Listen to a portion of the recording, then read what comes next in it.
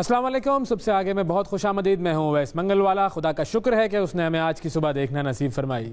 آج کے پروگرام کا آغاز کامیاب لوگوں اور ناکام لوگوں کے فرق سے کرتے ہیں. مضبوط لوگ اور کمزور لوگ, ان دونوں میں فرق کیا ہوتا ہے, اس حوالے سے ایک جملہ میری نظر سے گزرا تو میں نے سوچا کہ آپ کے سامنے پیش کروں.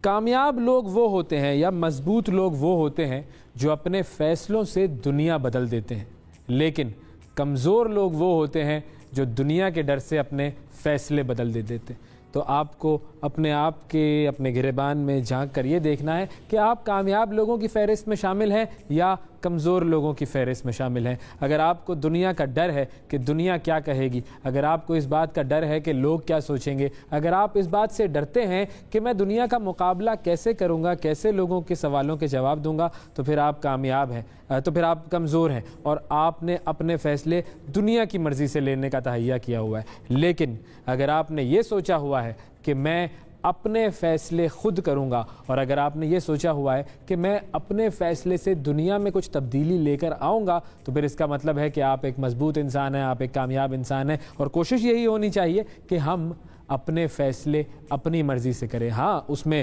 تجربہ کار لوگوں کے مشوروں کو ضرور شامل کیجئے, کیونکہ انہوں نے زندگی کا ایک تجربہ دیکھا ہوا ہوتا ہے, ان کے پاس وہ سوجھ ہوتی ہے, وہ بوجھ ہوتی ہے, وہ سمجھ ہوتی ہے کہ جس کی بنیاد پر وہ آپ کو صحیح طریقے سے رہنمائی دے سکتے ہیں کہ آپ جس راستے پر جا رہے ہیں اس راستے پر کس قدر مشکلات آئیں گی, کس قدر خطرات ہوں گے, کیا کیا آپ کو سامنا کرنا پڑ سکتا ہے, کس کس چیز کا آپ کو سامنا کرنا پڑ سکتا ہے.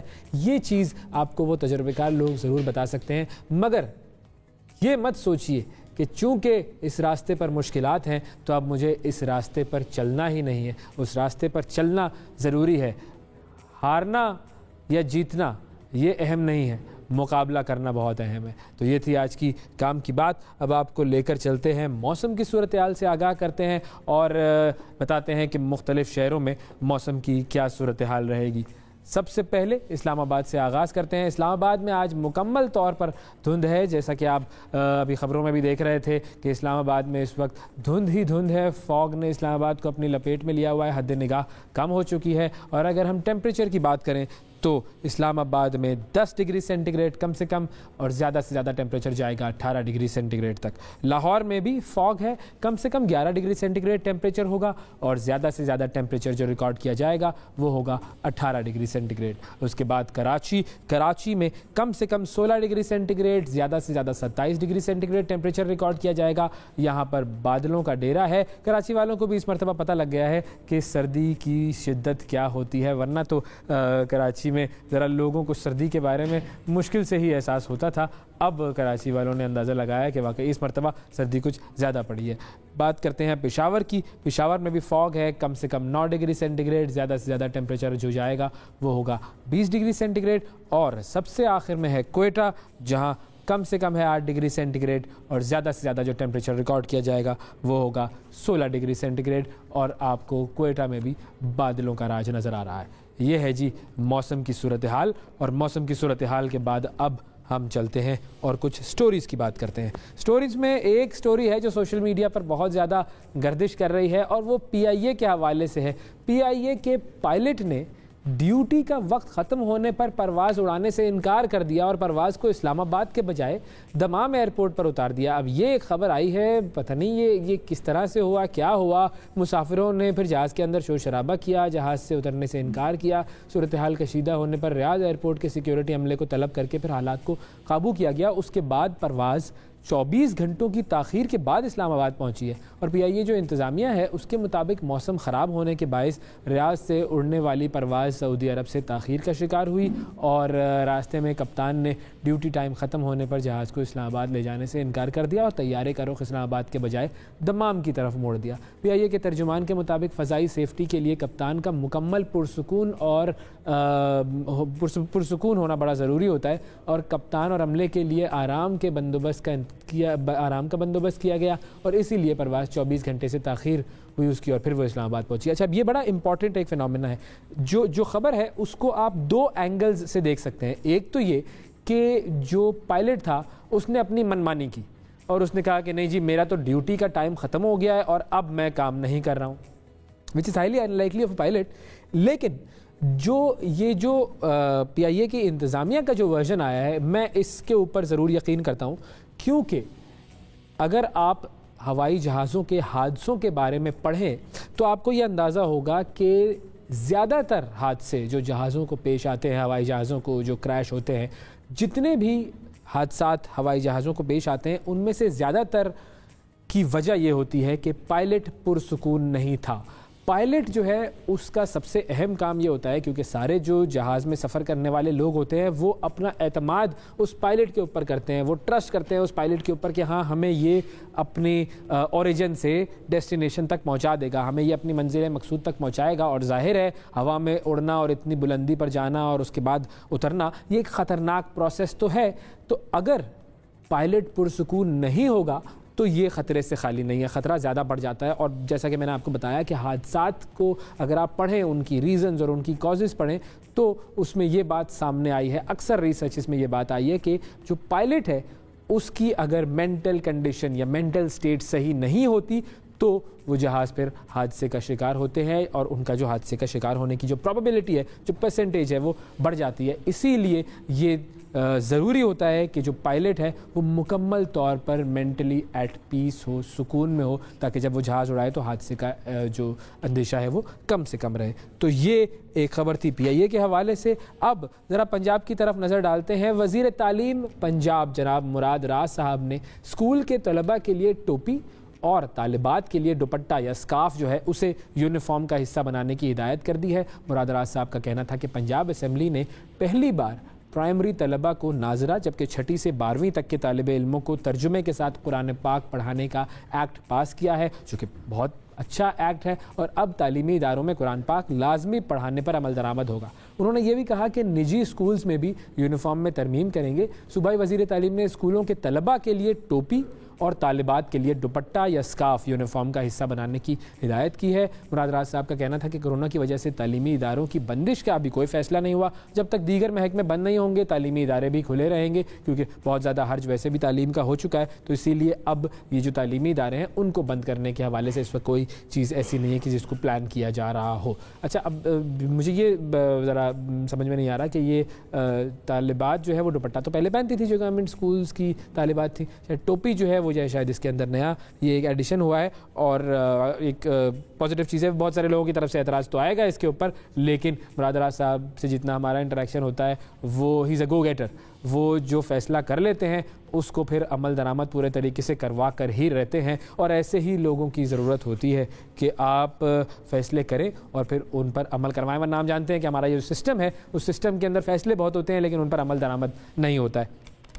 ایک اور خبر سامنے آئی ہے، اور وہ خبر ہے کرکٹ کے حوالے سے۔ اکثر ایسا ہوتا ہے کہ آپ لوگ جو تمام لوگ محلوں میں کرکٹ کھیلی ہے جنہوں نے، تو جب آپ کا کسی بھی محلے کی ٹیم سے میچ ہوتا ہے تو اکثر یہ ہوتا ہے کہ جو ایج گروپس ہوتے ہیں وہ برابر ہوتے ہیں، ورنہ اگر بڑے لڑکے آ جاتے ہیں سامنے سے کرکٹ کھیلنے کے لیے تو پھر جو چھوٹے لڑکے ہوتے ہیں ان کو مشکل ہوتی ہے اور بڑے لڑکوں سے وہ جیت نہیں سکتے۔ وہ اکثر ہوتا ہے بھائی وہ بڑے لڑکے لے کر آ گئے تھے اسی لیے جیت گئے، تو یہ ایک پرابلم ہوتی ہے جو محلے کی سطح پر تو ہوتی ہے، لیکن اب یہ پرابلم قومی ٹورنامنٹ میں بھی سامنے آئی ہے۔ چھوٹی کرکٹ میں اب بڑے بڑے لڑکے جو ہیں وہ سامنے آئے ہیں اور وہ کرکٹ کھیل رہے تھے، اور اب پی سی بی کا فیصلہ ہوا ہے کہ جس کے مطابق یہ نہیں کھیل سکیں گے۔ چھوٹی کرکٹ میں بڑے لڑکے کرکٹ نہیں کھیل سکیں گے۔ کھلاڑیوں کی بون ایج ٹیسٹنگ کا فیصلہ ہوا ہے، اور یہ ہوا کیوں ہے اس کا میں بیک گراؤنڈ آپ کو بتاتا ہوں۔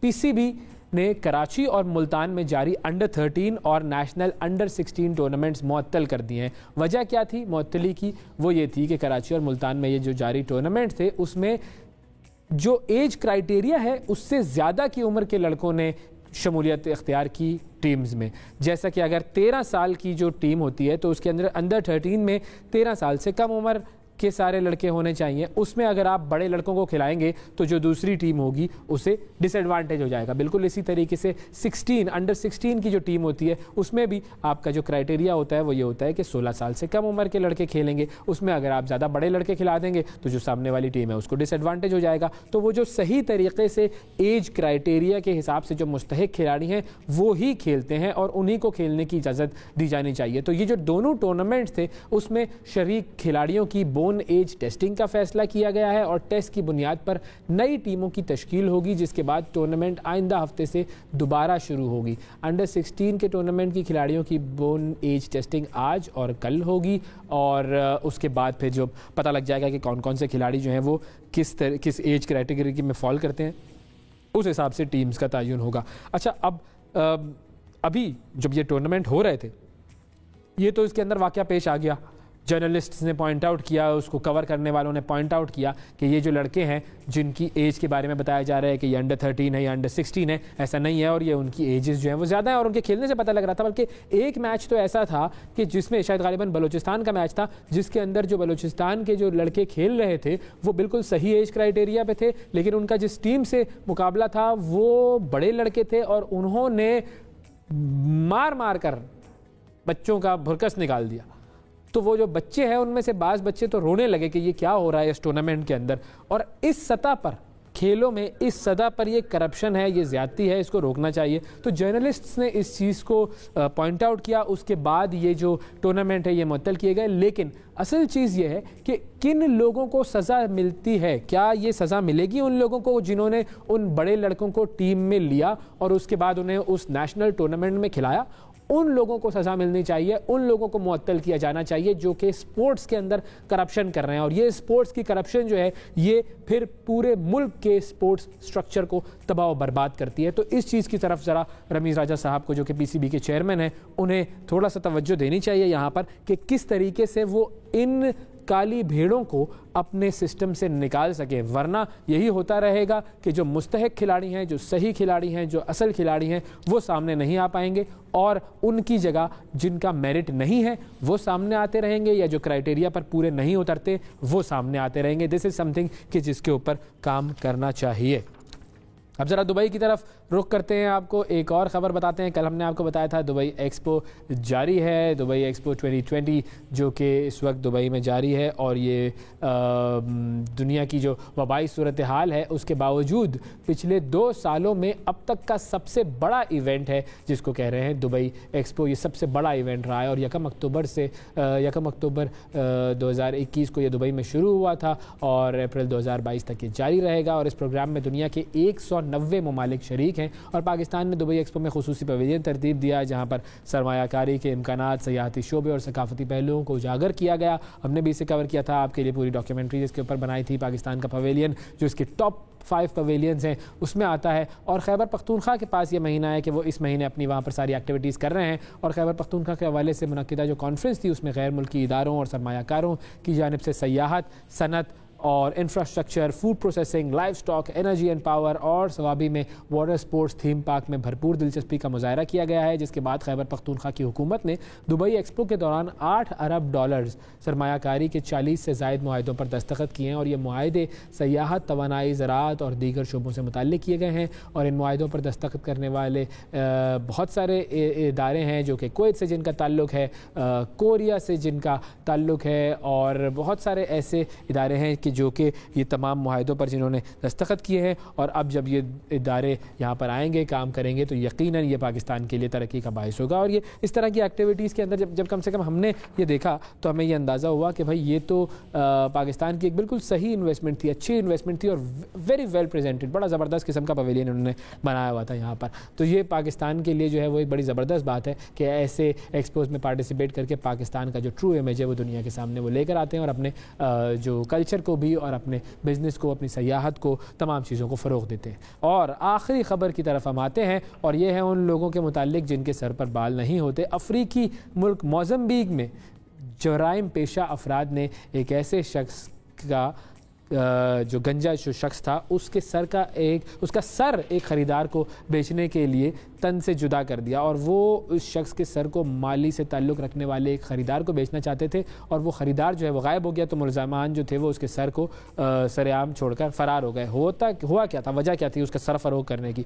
मोज़म्बिक में तोहम परस्त अफराद जो है उनका अक़ीदा ये है कि वो लोग जो गंजे होते हैं, वो जो मर्द, उनके सरों में सोना होता है। اب یہ دیکھیں، یہ ایک انٹرسٹنگ بات ہے جو کہ وہ لوگ بلیو کرتے ہیں، اور افریقی ممالک موزمبیق میں، ملاوی میں، تنزانیہ میں انسانی اعضاء کی تجارت قدرے عام ہے، اور جہاں پر ایک مخصوص طبقہ جو ہے وہ یہ سمجھتا ہے کہ ایسا کرنے سے تقدیر اور محبت کے معاملے میں خوش قسمتی حاصل ہوتی ہے، اور خاص کر جلد کی بیماری جو البینزم ہے اس کے شکار افراد کے اعضاء زیادہ قیمت پر فروخت ہوتے ہیں۔ تو موزمبیق سے اس قسم کے واقعات کی خبریں آتی رہتی ہیں، اور 2017 میں پہلی بار یہ خبریں سامنے آئی تھیں۔ 2017 میں موزمبیق میں پولیس نے 3 گنجے مردوں کی ہلاکت کے بعد مردوں کو خبردار کیا تھا کہ وہ توہم پرستوں سے ہوشیار رہے، کیونکہ وہ کہتے یہ تھے کہ ان کو قتل کرتے تھے اور پھر ان کے سر کاٹ کر فروخت کر رہے تھے۔ تو اس طرح کے معاملات جو ہیں وہ دنیا میں سامنے آتے رہتے ہیں۔ یہ تو تھی جی کچھ خبریں، خبروں کے بعد دوبارہ حاضر ہوں گے، بریک لیتے ہیں، بریک کے بعد ملتے ہیں، بہت کچھ ہے پروگرام میں، اسٹے ود اس۔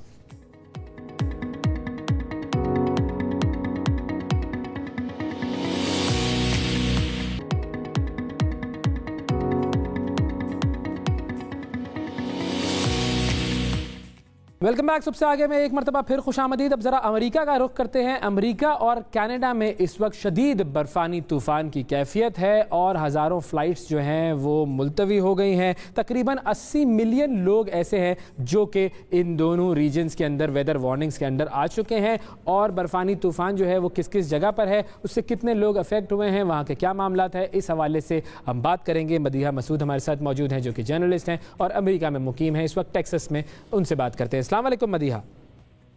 وعلیکم السلام، کیسے ہیں آپ؟ Thank you so much for having me. Madiha, یہ بتائیے کہ اس وقت جو طوفان کی صورتحال ہے، برفانی طوفان کی امریکہ میں، اس کے بارے میں آپ ہمیں کیا بتا سکتی ہیں؟ ویس ایسا ہے کہ یہ جو سنو سٹارم جسے ایزی کا نام دیا جا رہا ہے، یہ مسیسپی سے مین پورٹلینڈ تک کے لیے اس کی وارننگز ہیں۔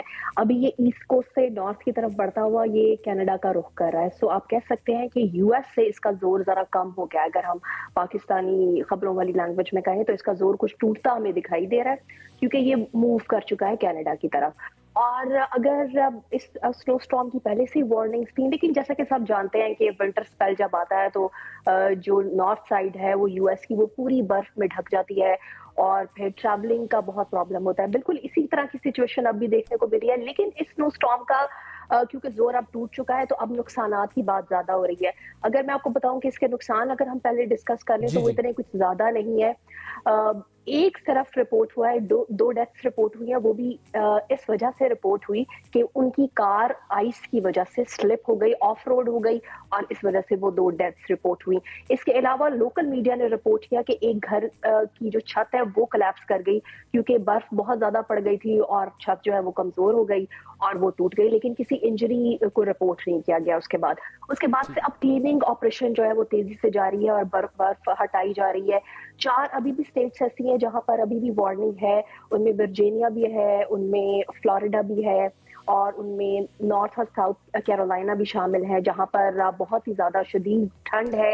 اچھا، یہ ورجینیا، جارجیا، نارتھ اور ساؤتھ کیرولائنا جو ہے، وہاں پر تو اسٹیٹ آف ایمرجنسی ڈکلیئر کر دی گئی ہے، وہاں پر جو ہے وہ خطرہ زیادہ ہے، کیونکہ وہاں پر ڈے نائٹ سنو فال بغیر، جسے کہتے ہیں بغیر رکاوٹ کے کنٹینیوسلی سنو فال ہو رہی ہے، جس کی وجہ سے، اور اب تک بتایا جا رہا ہے کہ 10 انچز تک جو ہے وہ برف پڑ چکی ہے۔ اور اب آپ یہ سوچیں کہ ایک برف کا جب سپیل ہوتا ہے اس کے بعد فوری طور پر کلیننگ آپریشن شروع ہوتا ہے، جو کہ انفارچونیٹ ہے کہ بیک ہوم ہم دیکھتے ہیں کہ ہمیں خبریں سننے کو ملتی ہے کہ سنو فال ہوتی ہے لیکن ہٹایا نہیں جاتا، ڈیزاسٹر آتے بھی ہیں لیکن اس کے لیے کوئی وارننگ نہیں آتی ہے۔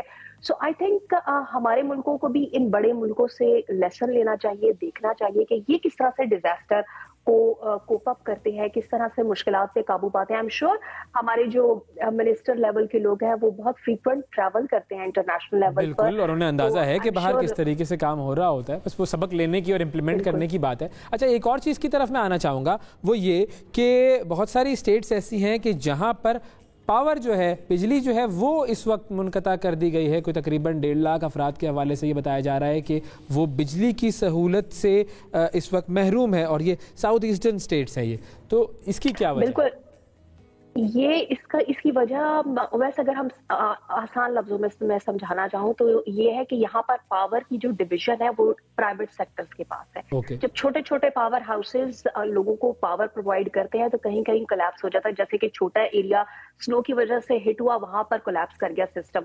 تو اس کی شارٹیج پیدا ہو جاتی ہے. لیکن جو آپ بات کریں کہ نمبر کتنا تھا, لگ بھگ 2,35,000 لوگوں نے رپورٹ کیا تھا ڈے فرسٹ پر کہ ان کے پاس الیکٹریسٹی نہیں ہے.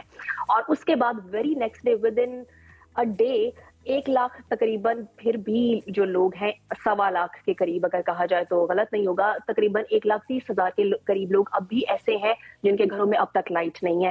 جب بھی ونٹر سپیل آتا ہے, سنو سٹارم آتے ہیں, اسی قسم کی سچویشن یونائٹڈ اسٹیٹس میں دیکھنے کو ملتی ہے, لیکن کبھی اسے اوپنلی رپورٹ نہیں کیا جاتا. خبر آتی ہے اسے گزار دیا جاتا ہے, کیونکہ اس کے ساتھ ہی فوکس اور ایمفسائز ہو جاتا ہے اس کو کس طرح سے مینٹین کیا جا رہا ہے.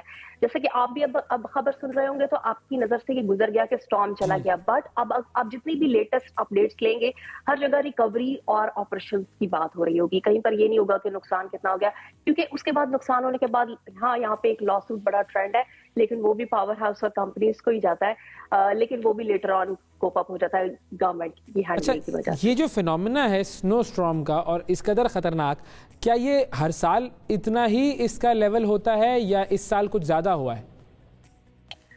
نہیں, کہا جائے تو جو ہسٹری بتاتی ہے 2013 کے بعد 2022 سب سے ورسٹ ایئر کنسیڈر کیا گیا تھا, نہ صرف پینڈیمک کی سچویشن کی وجہ سے بلکہ سنو اور سٹارمز کی وجہ سے بھی, اور بہت سے ٹورنیڈوز بھی آئے تھے.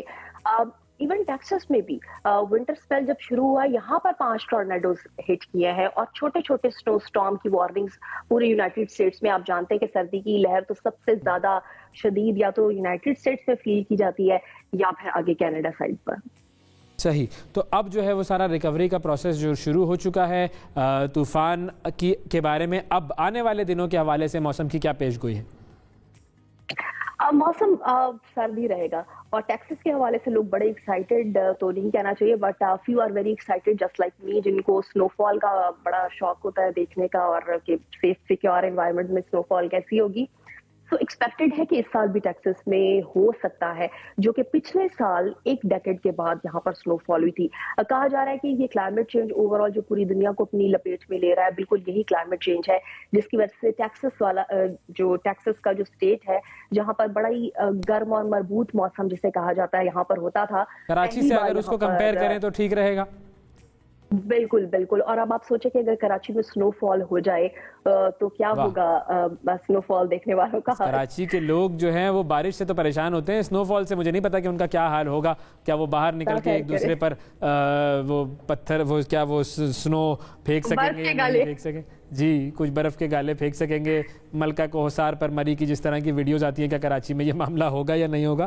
لیکن اب باقی یہ جو سٹیٹس ہیں جن کے اندر طوفان تھا, اب وہاں کی آگے آنے والے دنوں کے حوالے سے موسم کی پریڈکشنز کچھ بتا سکیں گی کہ وہاں پر صورتحال کیسی رہے گی؟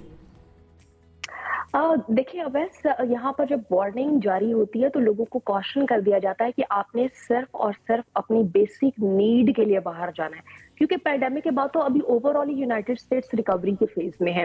ابھی بھی یہاں پر 70% جو لوگ ہیں وہ ورک فرام ہوم ہی کر رہے ہیں, اور جہاں پر ڈیزاسٹر اس طرح کے فیس کیے جاتے ہیں اور جہاں پر سنو سٹارم کی وارننگز ہوتی ہیں وہاں پہلے سے ہی چھوٹ مل جاتی ہے کہ وہ گھروں سے کام کر سکتے ہیں اور اپنی بیسک نیڈ کے لیے باہر جائیں گے. اور وہاں پر کیونکہ ایمرجنسی لگائی ہوتی ہے اور ایڈمنسٹریشن کا بڑا اسٹرانگ ہولڈ ہوتا ہے, جیسے کہ آپ میں اپنی انڈیویجول کی چوائس سے سنو فال کا شروع ہوئی اور ہم امبریلا لے کر باہر نکل گئے, نو ہمیں الاؤ کبھی بھی نہیں ہوگا, ہم تو طوفان دیکھنے چلے جاتے ہیں کراچی والے تو جب طوفان کی پیش گوئی ہوتی ہے.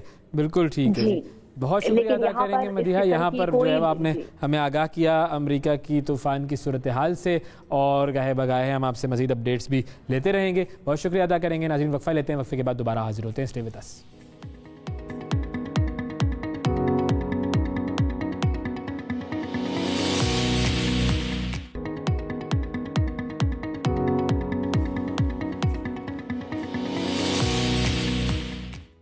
Welcome back. صبح سے آگے میں ایک مرتبہ پھر خوش آمدید. خواہشات اور خوابوں کو خبریں بنا کر پیش کیا جا رہا ہے, ایک دوسرے پر الزامات لگا کر دل پشوریاں ہو رہی ہے, کسی کے سر پر تو کسی کے قدموں پر, اور کہیں گردنوں پر ہاتھوں کے دعوے ہیں.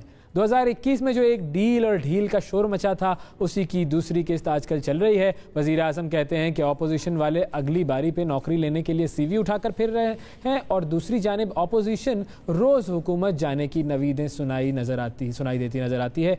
और कहा यह जा रहा है कि हुकूमत के 18-20 लोग हमारे साथ राब्ते में है, जब चाहेंगे हम निज़ाम बदल देंगे, लेकिन जब बारी आती है तो वही लोग कानून साजी में हुकूमत को वोट दे देते हैं। 27 फरवरी से पीपल्स पार्टी और 23 मार्च से PDM हुकूमत के खिलाफ फैसला कुन महाज की बातें कर रहे हैं। क्या तकसीम का शिकार अपोजिशन इस बार कामयाब हो पाएगी? बात करेंगे। रहनुमा पाकिस्तान पीपल्स पार्टी चौधरी मंजूर साहब हमारे साथ मौजूद हैं। अस्सलाम वालेकुम सर। वालेकुम सलाम सर, बहुत शुक्रिया प्रोग्राम में वक्त देने के लिए। सबसे पहले तो हम इसी मुद्दे पर आ जाते हैं कि आजकल ये बात हो रही है कि बहुत सारे लोग बहुत सारी जगहों पर जाकर मुलाकातें कर रहे हैं। फवाद चौधरी साहब ने तो ये भी कह दिया कि नून लीग के अरकान बंद कमरे में मुलाकातें कर रहे हैं और वज़ीर आज़म के उम्मीदवार भी बन रहे हैं। तो आपके पास इस हवाले से क्या खबरें हैं, क्या बता सकते हैं कि ऐसा क्या हो रहा है?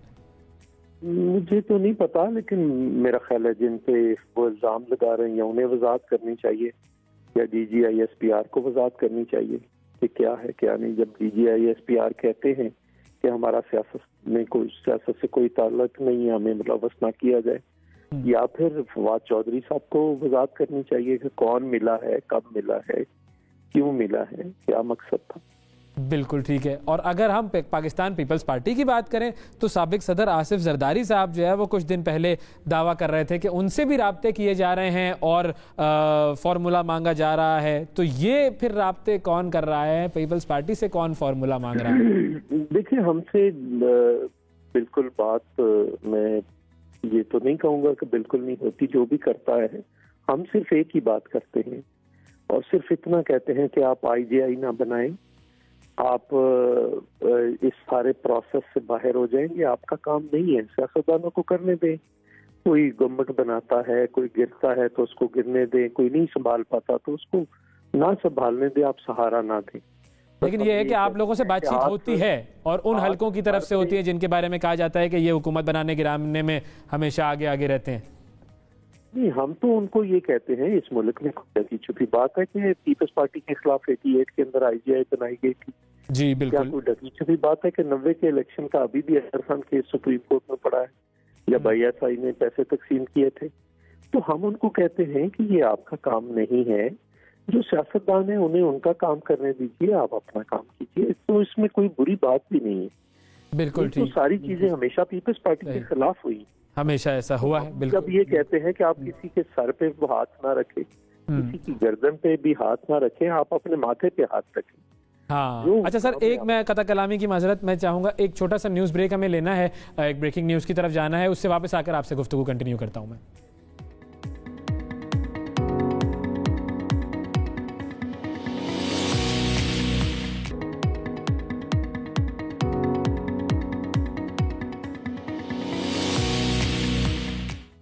वेलकम बैक जी। पाकिस्तान पीपल्स पार्टी के सीनियर रहनुमा चौधरी मंजूर साहब हमारे साथ मौजूद हैं। सर, मैं दोबारा आपकी तरफ आना चाहूँगा कि जो राब्ते होते हैं, आप तो उन्हें कह देते हैं कि जी वो सर पर हाथ रखें आप लोग अपने, लेकिन क्या इस रास्ते पर हम चलने के लिए तैयार हो गए हैं या उस रास्ते पर जा रहे हैं कि सियासत जिनका काम है वही करें? नहीं, देखिए, peoples party, Pakistan peoples party तो जब से बनी है तब से लेकर पीपल्स पार्टी तो लड़ती रही है। कभी अयूब खान के खिलाफ, कभी याया खान के खिलाफ, कभी ज़िया-उल हक के खिलाफ, कभी मुशर्रफ के खिलाफ। तो ये तो पीपल्स पार्टी का तुरा इम्तियाज है। हम ये उन्हें कहते हैं कि ये चीजें अगर ये होने दी जाएं अपने आप, तो बहुत सारे ऐसे लोग हैं जो पॉलिटिकल लोग ही नहीं हैं, जिनको उठाकर बनाकर लाकर सामने पेश किया जाता है और वो फिर सफायती से गायब हो जाते हैं।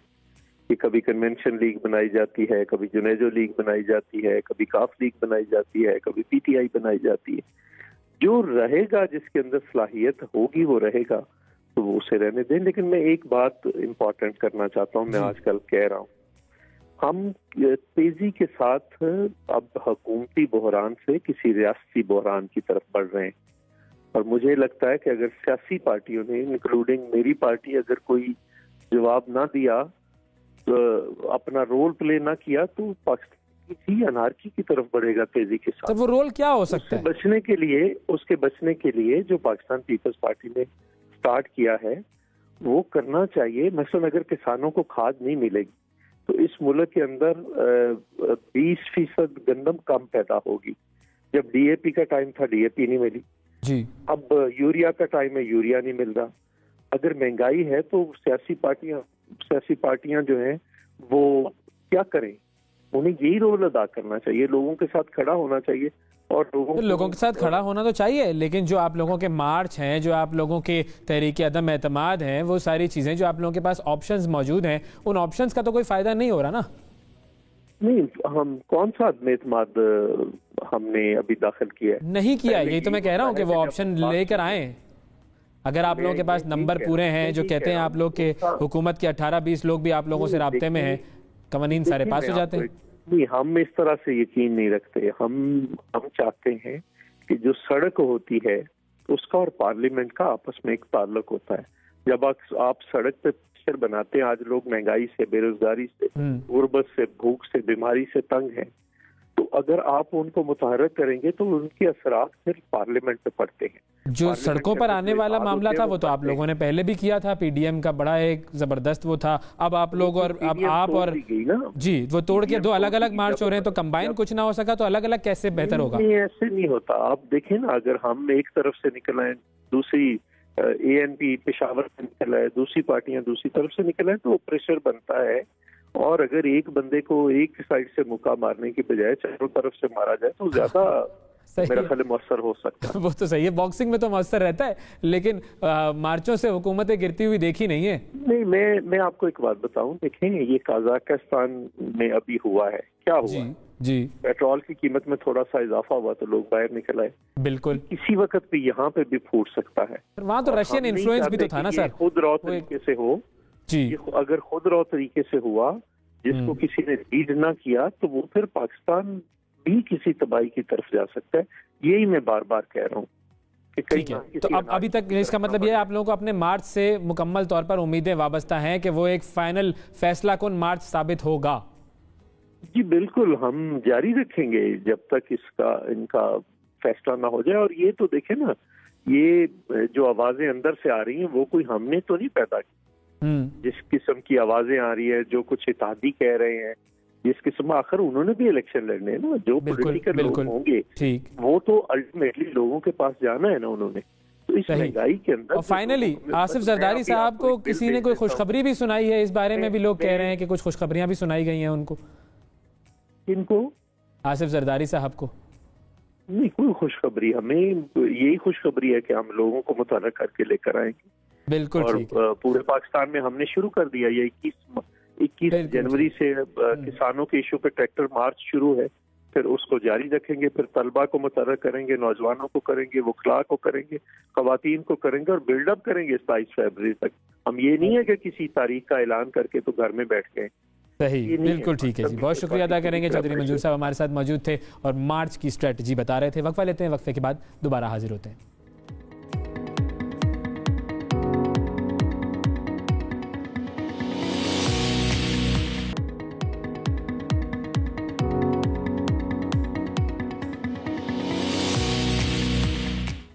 ویلکم بیک جی. پاکستان پیپلز پارٹی کے سینئر رہنما چودھری منظور صاحب ہمارے ساتھ موجود ہیں. سر, میں دوبارہ آپ کی طرف آنا چاہوں گا کہ جو رابطے ہوتے ہیں آپ تو انہیں کہہ دیتے ہیں کہ جی وہ سر پر ہاتھ رکھیں آپ لوگ اپنے, لیکن کیا اس راستے پر ہم چلنے کے لیے تیار ہو گئے ہیں یا اس راستے پر جا رہے ہیں کہ سیاست جن کا کام ہے وہی کریں؟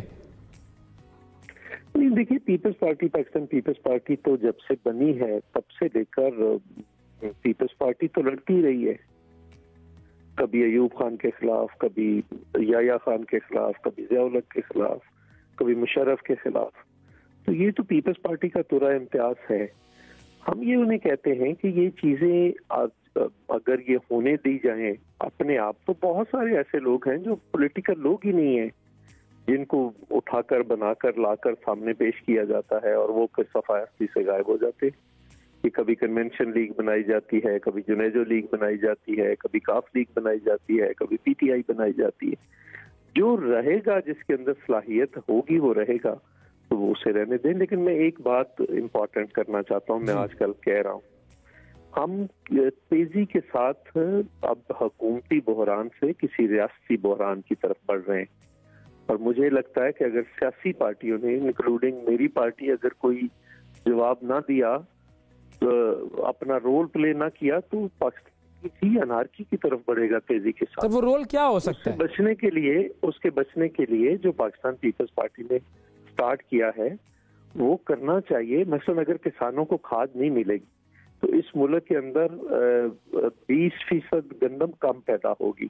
جب ڈی اے پی کا ٹائم تھا ڈی اے پی نہیں ملی جی, اب یوریا کا ٹائم ہے یوریا نہیں مل رہا. اگر مہنگائی ہے تو سیاسی پارٹیاں جو ہیں وہ کیا کریں؟ انہیں یہی رول ادا کرنا چاہیے, لوگوں کے ساتھ کھڑا ہونا چاہیے. اور لوگوں کے ساتھ کھڑا ہونا تو چاہیے, لیکن جو آپ لوگوں کے مارچ ہیں, جو آپ لوگوں کے تحریک عدم اعتماد ہیں, وہ ساری چیزیں جو آپ لوگوں کے پاس آپشنز موجود ہیں, ان آپشنز کا تو کوئی فائدہ نہیں ہو رہا نا. نہیں, ہم کون سا عدم اعتماد ہم نے ابھی داخل کیا ہے؟ نہیں کیا, یہی تو میں کہہ رہا ہوں کہ وہ آپشن لے کر آئیں. اگر آپ لوگوں کے پاس نمبر پورے ہیں, جو کہتے ہیں آپ لوگ کے حکومت کے 18-20 لوگ بھی آپ لوگوں سے رابطے میں ہیں, قوانین سارے پاس ہو جاتے ہیں. نہیں, ہم اس طرح سے یقین نہیں رکھتے. ہم چاہتے ہیں کہ جو سڑک ہوتی ہے اس کا اور پارلیمنٹ کا آپس میں ایک تعلق ہوتا ہے. جب آپ سڑک پہ پریشر بناتے ہیں, آج لوگ مہنگائی سے, بے روزگاری سے, غربت سے, بھوک سے, بیماری سے تنگ ہیں, تو اگر آپ ان کو متحرک کریں گے تو ان کے اثرات پھر پارلیمنٹ پہ پڑتے ہیں. جو سڑکوں پر آنے والا معاملہ تھا وہ تو آپ لوگوں نے پہلے بھی کیا تھا, پی ڈی ایم کا بڑا ایک زبردست وہ تھا. اب آپ لوگ اور اب آپ اور جی وہ توڑ کے دو الگ الگ مارچ ہو رہے ہیں, تو کمبائن کچھ نہ ہو سکا تو الگ الگ کیسے بہتر ہوگا؟ نہیں, ایسے نہیں ہوتا. آپ دیکھیں نا, اگر ہم ایک طرف سے نکل آئیں, دوسری اے این پی پشاور سے نکل آئے, دوسری پارٹیاں دوسری طرف سے نکل آئیں, تو پریشر بنتا ہے. اور اگر ایک بندے کو ایک سائڈ سے مکہ مارنے کی بجائے چاروں طرف سے مارا جائے تو زیادہ میرا خیال مؤثر ہو سکتا ہے. وہ تو صحیح ہے, باکسنگ میں تو مؤثر رہتا ہے, لیکن مارچوں سے حکومتیں گرتی ہوئی دیکھی نہیں ہے. نہیں, میں آپ کو ایک بات بتاؤں, دیکھیں یہ قازقستان میں ابھی ہوا ہے, کیا ہوا؟ جی, پیٹرول کی قیمت میں تھوڑا سا اضافہ ہوا تو لوگ باہر نکل آئے. بالکل, کسی وقت بھی یہاں پہ بھی پھوٹ سکتا ہے. وہاں تو رشین انفلوئنس بھی تو تھا نا سر. خود رو طریقے سے ہو جی, اگر خود رو طریقے سے ہوا جس کو کسی نے لیڈ نہ کیا, تو وہ پھر پاکستان بھی کسی تباہی کی طرف جا سکتا ہے. یہی میں بار بار کہہ رہا ہوں. ٹھیک ہے, تو اب ابھی تک اس کا مطلب یہ ہے آپ لوگوں کو اپنے مارچ سے مکمل طور پر امیدیں وابستہ ہیں کہ وہ ایک فائنل فیصلہ کن مارچ ثابت ہوگا؟ جی بالکل, ہم جاری رکھیں گے جب تک ان کا فیصلہ نہ ہو جائے. اور یہ تو دیکھیں نا, یہ جو آوازیں اندر سے آ رہی ہیں وہ کوئی ہم نے تو نہیں پیدا کی. جس قسم کی آوازیں آ رہی ہے, جو کچھ اتحادی کہہ رہے ہیں, جس قسم, آخر انہوں نے بھی الیکشن لڑنے ہیں نا. جو پولیٹیکل لوگ ہوں گے وہ تو الٹیمیٹلی لوگوں کے پاس جانا ہے نا انہوں نے. تو اس مہنگائی کے اندر. اور فائنلی آصف زرداری صاحب کو کسی نے کوئی خوشخبری بھی سنائی ہے؟ اس بارے میں بھی لوگ کہہ رہے ہیں کہ کچھ خوشخبریاں بھی سنائی گئی ہیں ان کو. کن کو؟ آصف زرداری صاحب کو. نہیں, کوئی خوشخبری, ہمیں یہی خوشخبری ہے کہ ہم لوگوں کو متحرک کر کے لے کر آئیں گے. بالکل, اور پورے پاکستان میں ہم نے شروع کر دیا. یہ 21 جنوری سے کسانوں کے ایشو پہ ٹریکٹر مارچ شروع ہے. پھر اس کو جاری رکھیں گے, پھر طلبہ کو متحرک کریں گے, نوجوانوں کو کریں گے, وکلاء کو کریں گے, خواتین کو کریں گے, اور بلڈ اپ کریں گے 22 فروری تک. ہم یہ نہیں ہے کہ کسی تاریخ کا اعلان کر کے تو گھر میں بیٹھ گئے. صحیح, بالکل ٹھیک ہے جی, بہت شکریہ ادا کریں گے. چودھری منظور صاحب ہمارے ساتھ موجود تھے اور مارچ کی اسٹریٹجی بتا رہے تھے. وقفہ لیتے ہیں, وقفے کے بعد دوبارہ حاضر ہوتے ہیں.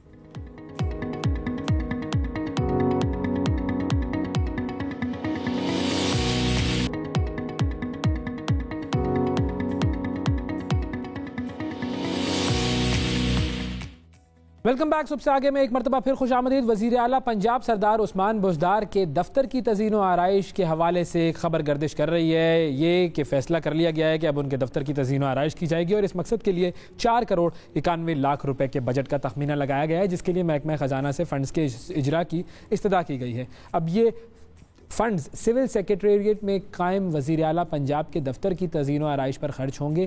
اب سوشل میڈیا پر جو یہ خبر چل رہی ہے, اس حوالے سے پھر تنقید بھی بہت سارے لوگ کر رہے ہیں کہ پنجاب میں کفایت شعاری کے دعوے ہو رہے تھے, لیکن وہ دعوے صرف دعوے ہی ہیں. طلحہ سعید ہمارے نمائندے ہمارے ساتھ موجود ہیں, ان سے ہم جانتے ہیں کہ کیا یہ خبر سچ ہے, کیا واقعی کروڑوں روپے سے دفتر کی تزئین و آرائش کی جائے گی. السلام علیکم طلحہ. وعلیکم السلام اویس, کیسے ہیں آپ؟ بالکل ٹھیک طلحہ، یہ بتائیے کہ یہ 4 کروڑ روپے کسی کے دفتر پہ لگنا، بلکہ کسی کے کیا، یہ تو بزدار صاحب کے دفتر پہ لگنا، یہ خبر درست ہے یا نہیں؟ جی بالکل 4 کروڑ کی بات نہیں ہے، یہ بات ہے 4 کروڑ 91 لاکھ کی، اور یہ 4 کروڑ 91 لاکھ جو ہیں یہ لگائے جائیں گے سول سیکریٹریٹ کے اندر موجود وزیر اعلیٰ کے دفتر کے اوپر، اور اس دفتر کو دوبارہ نئے سرے سے بنایا نہیں جا رہا بلکہ اس کی تعزین و آرائش کے اوپر یہ 4 کروڑ 91 لاکھ روپے کی رقم جو ہے وہ خرچ ہوگی۔ اس فنڈز جو ہیں یہ سپلیمنٹری گرانٹ کی مد کے اندر جو ہے وہ جاری کیے جائیں گے۔ سمری ان کی ہر سال کی جا چکی ہے، جو اس ٹائم اسٹینڈنگ کیبنٹ کمیٹی ہے ان کو جو سمری ہے یہ مل چکی ہے، اور ان کی منظوری کے بعد یہ فنڈ جو ہیں یہ دیے جائیں گے، جس کے اندر وزیر اعلیٰ آفس کے اندر تعزین و آرائش کا کام جو ہے وہ کیا جائے گا۔ اور یہاں پر جو تعزین و آرائش کے کام جس کی ڈیٹیل ذرائع سے سامنے آئی ہیں اس کے مطابق اس 4 کروڑ 91 لاکھ روپے کے نئے قالینز بچھائے جائیں گے، پینٹنگز جو ہیں اس دفتر کے اندر دوبارہ سے ساری چینج کی جائیں گی، کچھ تاریخی تصاویر ہیں جن کو پرنٹ کروا کر جو ہے وہ اس دفتر کے اندر لگوایا جائے گا، اور یہ تمام کے تمام اخراجات کا تخمینہ جو ہے وہ 4 کروڑ 91 لاکھ روپے لگایا گیا ہے۔ جب اس معاملے کے اوپر جو ہے وہ حکومتی عہدیداران سے بات ہوئی، ان کے موقف جاننے کی کوشش کی گئی کہ بہت دعوے کیے جاتے تھے پنجاب کے اندر کفایت شعاری کے، تو 4 کروڑ 91 لاکھ کی رقم جو ہے یہ کہاں خرچ ہونے جا رہی ہے اور کیسے ہونے جا رہی ہے، تو اس کے اوپر ترجمان پنجاب حکومت حسان خاور کی جانب سے یہ جواب دیا گیا کہ یہ جو سارے کا سارا معاملہ ہے، جو رقم خرچ ہونے جا رہی ہے، یہ تعزین و آرائش کا کام جو ہے وہ بہت ضروری ہو چکا تھا جو کہ اب کیا جانا ہے، اور یہ 3 سے 4 سال کے بعد تعزین و آرائش کا کام جو ہے وہ وزیر اعلیٰ آفس کے اندر کیا جائے گا۔ ان کی جانب سے یہ بھی بتایا گیا کہ یہ جو رقم ہے یہ بلا وجہ کہیں بھی کسی غیر ضروری کام کے لیے خرچ نہیں کی جائے گی، بلکہ یہ تعزین و آرائش کا کام جو کہ ضروری قرار دیا گیا ہے اسی کے اوپر جو ہے وہ لگائی جائے گی، جس کے اندر کچھ مینٹیننس ورک جو ہے وہ بھی شامل ہے، کچھ جو سول ورک ہے وہ بھی شامل ہے، جبکہ اس کے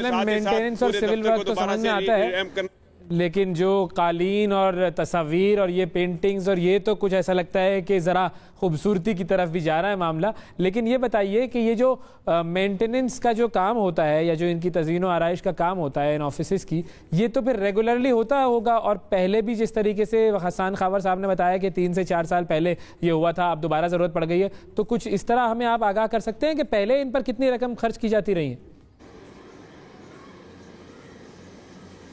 جی بالکل، اگر آپ اسپیسیفکلی وزیر اعلیٰ ہاؤس کی بات کریں یا وزیر اعلیٰ آفس کی بات کریں تو شاید میں ایسا کوئی ڈیٹا ابھی آپ کو پرووائڈ نہیں کر سکوں گا، لیکن وقفے سے ایسے فنڈ جو ہیں وہ خرچ ہوتے رہتے ہیں، کبھی گورنر ہاؤس کی تعزین و آرائش کے اوپر، تو کبھی ایوان وزیر اعلیٰ کی جو تعزین و آرائش ہونی ہوتی ہے اس کے اوپر۔ اور یہاں پر ایک جو قابل غور بات ہے وہ یہ کہ یہ جو آفس ہے، جس آفس کی یہ تعزین و آرائش ہونی ہے، یہ ایوان وزیر اعلیٰ کے اندر بھی موجود نہیں ہے، بلکہ سول سیکریٹریٹ کے اندر موجود یہ وزیر اعظم کے لیے وزیر اعلیٰ کے لیے مختص ایک دفتر ہے جس کی تعزین و آرائش جو ہے وہ اس فنڈ سے کی جانی ہے۔ پہلے پنجاب اسمبلی کے اوپر بھی جو ہے وہ کروڑوں کے فنڈ سے ایک نئی پنجاب اسمبلی جو ہے وہ بنائی گئی ہے، پنجاب اسمبلی میں بھی اسی طرح کے فنڈ جو ہیں وہ لگتے رہے ہیں، گورنر ہاؤس کے اندر اس طرح کے فنڈ لگتے رہے ہیں، جتنے بھی سرکاری دفاتر ہیں ان کی تعزین و آرائش کا کام بھی جو ہے وہ وقفے سے جاری رہتا ہے۔ اب جو یہ دفتر ہے جس کی تعزین و آرائش کی جائے گی، جو ابھی جو دفتر جس کی تعزین و آرائش کی جائے گی، وہ کتنا استعمال ہوتا ہے وزیر اعلیٰ صاحب کی طرف سے؟ جی بالکل، جب وزیر اعلیٰ صاحب کی جتنی بھی زیادہ تر میٹنگز ہوتی ہیں وہ ایوان وزیر اعلیٰ کے اندر ہی لیتے ہیں، جو کہ 90 شاہراہ کے اوپر موجود ہے، جبکہ اس کے ساتھ ہی ساتھ سول سیکریٹریٹ کا جو دفتر ہے وہ زیادہ تر ویڈیو لنک کانفرنسز کے لیے استعمال ہوتا ہے، اور ویڈیو لنک کانفرنسز بھی جو ہے وہ زیادہ تر جو ہے وہ ایوان وزیر اعلیٰ کے اندر ہی ہوتی ہیں۔ جب کووڈ کا ٹائم تھا، کووڈ بہت زیادہ عروج کے اوپر تھا، اس ٹائم پہ یہ ٹرینڈ دیکھنے میں آیا کہ وزیر اعلیٰ جو ہے وہ ویڈیو لنک کانفرنس کے ذریعے جو ہے وہ کسی بھی میٹنگ کے اندر شرکت کرتے تھے۔ اس ٹائم پہ شرکا کو جو ہے وہ وزیر اعلیٰ آفس جو کہ سول سیکریٹریٹ کے اندر موجود ہے وہاں پر بلایا جاتا تھا، اور وزیر اعلیٰ جو ہے وہ وزیر اعلیٰ ہاؤس سے بیٹھے ہی ویڈیو لنک کے ذریعے جو ہے وہ اس دفتر کے اندر ہونے والی میٹنگ کے اندر شرکت کرتے تھے۔ بہت ہی کم آمد و رفت جو ہے وہ وہاں پر بتایا جاتا ہے کہ وزیر اعلیٰ کی رہتی ہے۔ زیادہ تر جو ان کی جتنی بھی ایکٹیویٹیز ہوتی ہیں، جتنی بھی گورننس سے ریلیٹڈ ایکٹیویٹی ہوتی ہیں، زیادہ تر یہ جو معاملات ہیں ایوان وزیر اعلیٰ سے ہی ہینڈل ہو رہے ہوتے ہیں۔ سول سیکریٹریٹ کے اندر جو انتہائی جو سیکریٹریٹ کے جو معاملات کے میٹنگز ہوتی ہیں ان کے اندر جو ہے وہ کبھی یہ دفتر جو ہے وزیر اعلیٰ کے استعمال میں آتا ہے۔ بالکل ٹھیک ہے، مزید اگر اس حوالے سے کوئی تفصیل ہے تو بتا دیں، ورنہ پھر ہم دعا کرتے ہیں کہ اللہ تعالیٰ ہمیں اس طرح کے خرچوں سے محفوظ رکھے۔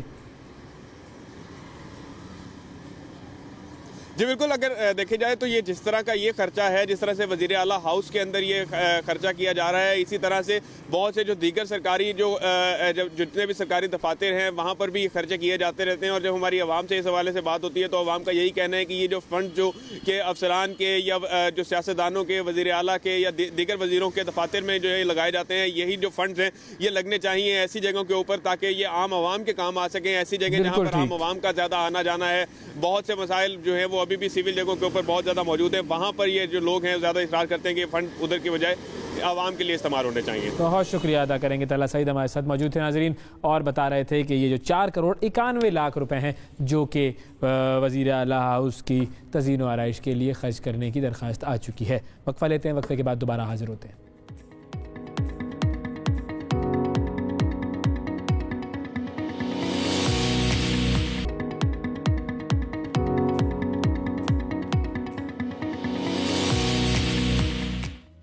Welcome back. پاکستان میں ایک بار پھر کرونا وائرس کے کیسز میں اضافہ دیکھا جا رہا ہے اور اس اضافے میں اب اگر ہم کل کی بات کریں تو پیر کے دن 4000 سے زائد کیسز رپورٹ ہوئے تھے جو کہ گزشتہ 3 ماہ میں 24 گھنٹوں میں ریکارڈ ہونے والے سب سے زیادہ کیسز ہیں.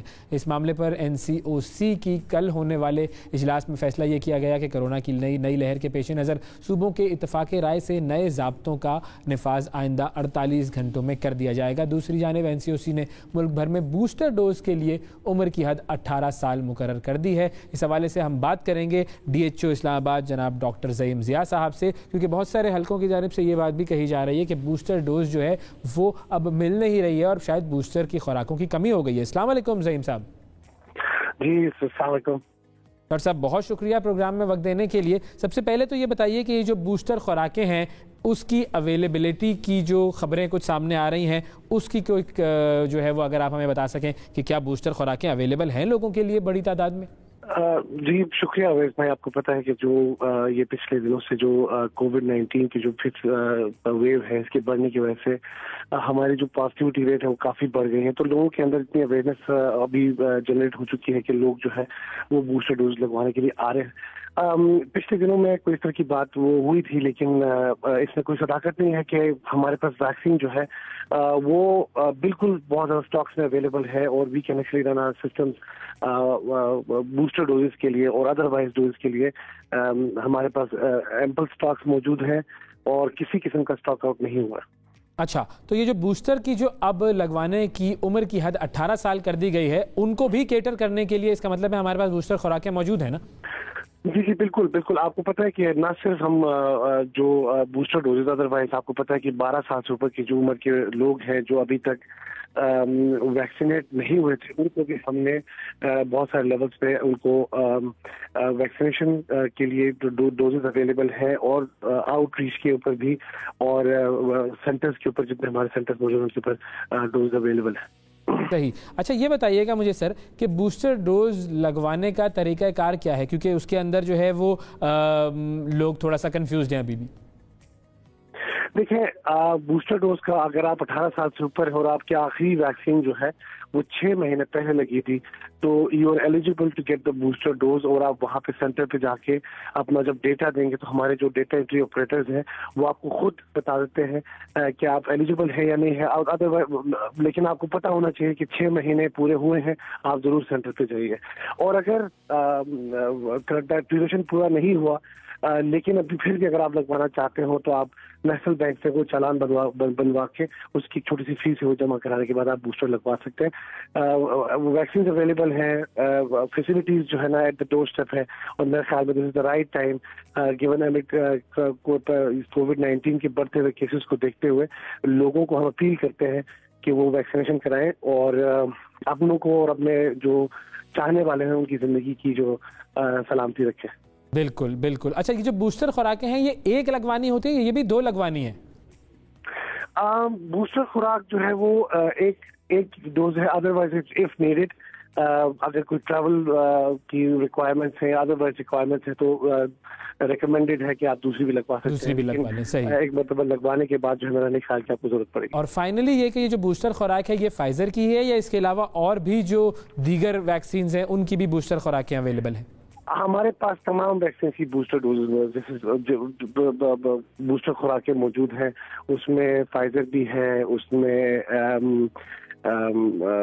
جی موڈرنا بھی ہوگی, پھر اس کے اندر تو سائنوفارم ہے, اس میں موڈرنا ہے, ہمارے پاس تمام اویلیبل ہے.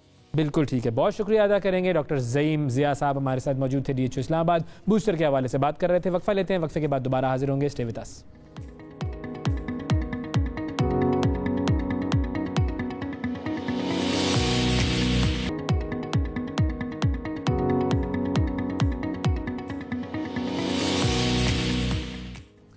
ویلکم بیک جی. صبح سے آگے میں ایک مرتبہ پھر خوش آمدید. شفافیت اور ریونیو چوری کے تدارک کو یقینی بنانے کے لیے federal board of revenue FBR نے POS سسٹم پر انعامی اسکیم کا آغاز کر دیا ہے. FBR کی جانب سے ملک بھر میں موجود POS سے منسلک ریٹیل آؤٹ لیٹ سے خریداری کا انتخاب کرنے والے خریداروں میں کروڑوں روپے کی مالیت کے انعامات کمپیوٹرائز قرعہ اندازی کے ذریعے تقسیم کیے جائیں گے. اور یہ انعامی اسکیم فائنانس ایکٹ 2021 کے تحت متعارف کرائی گئی ہے, جس کے تحت 9 اگست 2021 کو FBR نے انعامی اسکیم کے لیے قواعد کا اجرا کیا تھا. اور یہ انعامی اسکیم کیا ہے, کیسے آپ لوگ اس سے فائدہ اٹھا سکتے ہیں, کیسے آپ اس سے انعامات جیت سکتے ہیں کہ آپ شاپنگ بھی کریں اور اس شاپنگ کی رسیدوں پر, پکی رسیدوں پر آپ انعام حاصل کر سکتے ہیں. اسد طاہر جپا صاحب جو کہ ترجمان ہیں FBR کے, وہ ہمارے ساتھ موجود ہیں. السلام علیکم سر. وعلیکم السلام سر, کیسے ہیں؟ ٹھیک ٹھاک ہیں آپ؟ بہت شکریہ. آپ لوگوں کی تقریب جو ہوئی, پہلی تقریب جس میں آپ نے کروڑوں روپے کے انعامات بانٹے, وہ تقریب تو ہم نے اپنی آنکھوں سے وٹنس کی, لیکن جو لوگ ہمارے ناظرین ہیں ان کے لیے اگر ہم آئیں, یہ جو انعامی اسکیم ہے وہ کیا ہے؟ دیکھیں, بہت شکریہ ہم نیوز اور آپ کا مجھے پروگرام میں لائیو لینے کا, اور آج اس FBR کے اہم سنگ میل منصوبہ پہ بات کرنے کے لیے موقع دینے کا. میں سب سے پہلے تو جو پہلی انعامی اسکیم میں ہمارے 1007 لکی ونرز ہیں جی, ان کو اور ان کے اہل خانہ کو بطور ترجمان FBR دلی مبارکباد پیش کرتا ہوں کہ اللہ تعالیٰ یہ رقم ان کے بچوں کو نصیب کرے. بالکل. اور یہ ایک ٹرانسپیرنٹ اور شفاف عمل جس کے آپ خود گواہ ہیں. آپ نے اس کو تقریب کو آرکیسٹریٹ کیا, ماڈریٹ کیا. بہت عرصے سے یہ سوال پوچھا جا رہا تھا کہ کیا یہ سارا عمل جو ہے انعامی اسکیم کا وہ شفاف ہوگا, اور میں ہر پروگرام میں یہ کہہ رہا تھا کہ یہ ملک بھر کے جو مین سٹریم TV چینلز ہیں, اخبارات ہیں, ان کے نمائندگان اور ان کے کیمروں کے سامنے ہوگا, کمپیوٹرائزڈ ہوگا, شفاف ہوگا. اور وہ آپ نے خود دیکھا کہ ہم لائیو پروگرام میں کالز کر رہے تھے ونرز کو, لوگوں سے بات بھی کی, اور آپ ان کو مبارکباد دے رہے تھے. اور پھر جو 10 لاکھ کے ونر تنویر احمد ہیں, ان سے خود آپ نے بات کرائی ہمارے چیئرمین FBR سے, اور انہوں نے ان کو لائیو. بہت سارے لوگ چاہتے ہیں کہ بھائی ہمیں بھی 10 لاکھ کا یا کچھ انعام ملے. اور میں آپ کو یہ بھی بتاتا چلوں کہ میری جب تنویر سے پرسوں سنڈے کو بات ہوئی اس کو مبارکباد دینے کے لیے, تو مجھے وہ بتا رہے تھے کہ ان کا موبائل مسلسل اب بج رہا ہے, اور لوگ ان کو ایک طرف مبارکباد دیتے ہیں تو دوسری طرف ان سے اس انعامی اسکیم میں شمولیت کے طریقہ کار پوچھ رہے ہیں. تو میں آپ کے ناظرین کو یہ بتاتا چلوں کہ ہم نے ملک میں ایک شفاف اور خودکار ٹیکس کا سسٹم جو قابل اعتبار ہو, اس کو تیزی سے آگے بڑھانے کا عمل شروع کر رکھا ہے. اور اس میں ہم نے ٹیکنالوجی کو مؤثر انداز میں استعمال کرنے کا فیصلہ کیا ہے, بیکاز جو ٹیکنالوجی کی شہادت ہوتی ہے, جو اس کی ایویڈنس ہوتی ہے, وہ انڈینائبل ہوتی ہے, اس کو ریفیوٹ نہیں کیا جا سکتا. اور اس شہادت کی بنیاد پہ لوگوں کی آمدن اور ذرائع جب ان کے سامنے رکھیں گے تو پھر اس پہ ان کا جو واجب الادا ٹیکس ہے وہ ان کو اس سے پہلو طے کرنا مشکل ہو جاتا ہے. بالکل. یہ جو ہمارا POS سسٹم ہے, یہ بھی ٹیکنالوجی کے فروغ کے لیے اور ایک قابل اعتبار ٹیکس کے نظام کے رائج کرنے کے لیے ایک اہم سنگ میل منصوبہ ہے, جس میں ہم ٹیئر 1 ریٹیلرز, جن کو ہم بڑے ریٹیلرز کہتے ہیں, جو برانڈڈ شاپس ہیں, بڑے بڑے گروسری سٹورز ہیں, کیش اینڈ کیریز ہیں, ریسٹورنٹس ہیں, بیکریز ہیں, سویٹ شاپس ہیں, یہاں پہ ہم یہ کہہ رہے ہیں کہ جب آپ یہاں شاپنگ کرنے جاتے ہیں اور وہ آپ سے سیلز ٹیکس وصول کرتے ہیں, اور اس کی خاصی تعداد ہے, ہمارا ایک محتاط اندازہ FBR کا, اور اس کے شواہد ہمارے پاس موجود ہیں کہ ملک کا جو ہمارا ریٹیل سیکٹر ہے اس کا سالانہ جو کاروباری حجم ہے وہ کوئی 20 ٹریلین روپے کا ہے. اور اس میں سے 80% جو کاروباری حجم ہے وہ ہمارے ٹیکس ریڈار سے باہر ہے, اور وہاں اربوں روپے کی ٹیکس چوری ہوتی ہے. صارفین سے, خریداروں سے ٹیکس وصول کر لیا جاتا ہے, لیکن وہ قومی خزانے تک نہیں آتا. تو ہم نے اس انعامی اسکیم کے ذریعے خریداروں کو, صارفین کو انگیج کیا ہے کہ وہ جب ان ٹیئر 1 ریٹیلر سے شاپنگ کریں تو ان سے وہ کمپیوٹرائزڈ پکی رسید طلب کریں. یعنی کہ جب بھی آپ جائیں کسی بھی ٹیئر 1 ریٹیلر کے پاس، آپ جا کر اس سے کوئی بھی چیز خریدیں، اس کی آپ نے پکی رسید لینی ہے. اچھا وہ شاپنگ جو ہے وہ کسی بھی اماؤنٹ کی ہو سکتی ہے نا، 1 روپے سے لے کے لاکھوں میں جتنی بھی ہو اس کی کوئی لمٹ نہیں ہے. صرف ان سے پکی رسید، چونکہ جو ان سے سیلز ٹیکس چارج کر لیا جاتا ہے وہ عوام کی جیب سے نکل کے اس کلیکٹ کرنے والے کے جیب میں چلا جاتا ہے اور FBR اور قومی خزانے تک نہیں پہنچ پاتا. تو یہی ہم ان کو انگیج کر کے صارفین کو، خریداروں کو آئیڈیا. اب اگر میں جاؤں کسی ٹیئر 1 ریٹیلر کے پاس اور اس سے میں 1000 روپے کی خریداری کروں تو میں اس سے یہ بھی کہہ سکتا ہوں کہ 1000 روپے کی ایک رسید کے بجائے مجھے 100 روپے کی 10 رسیدیں دے دے.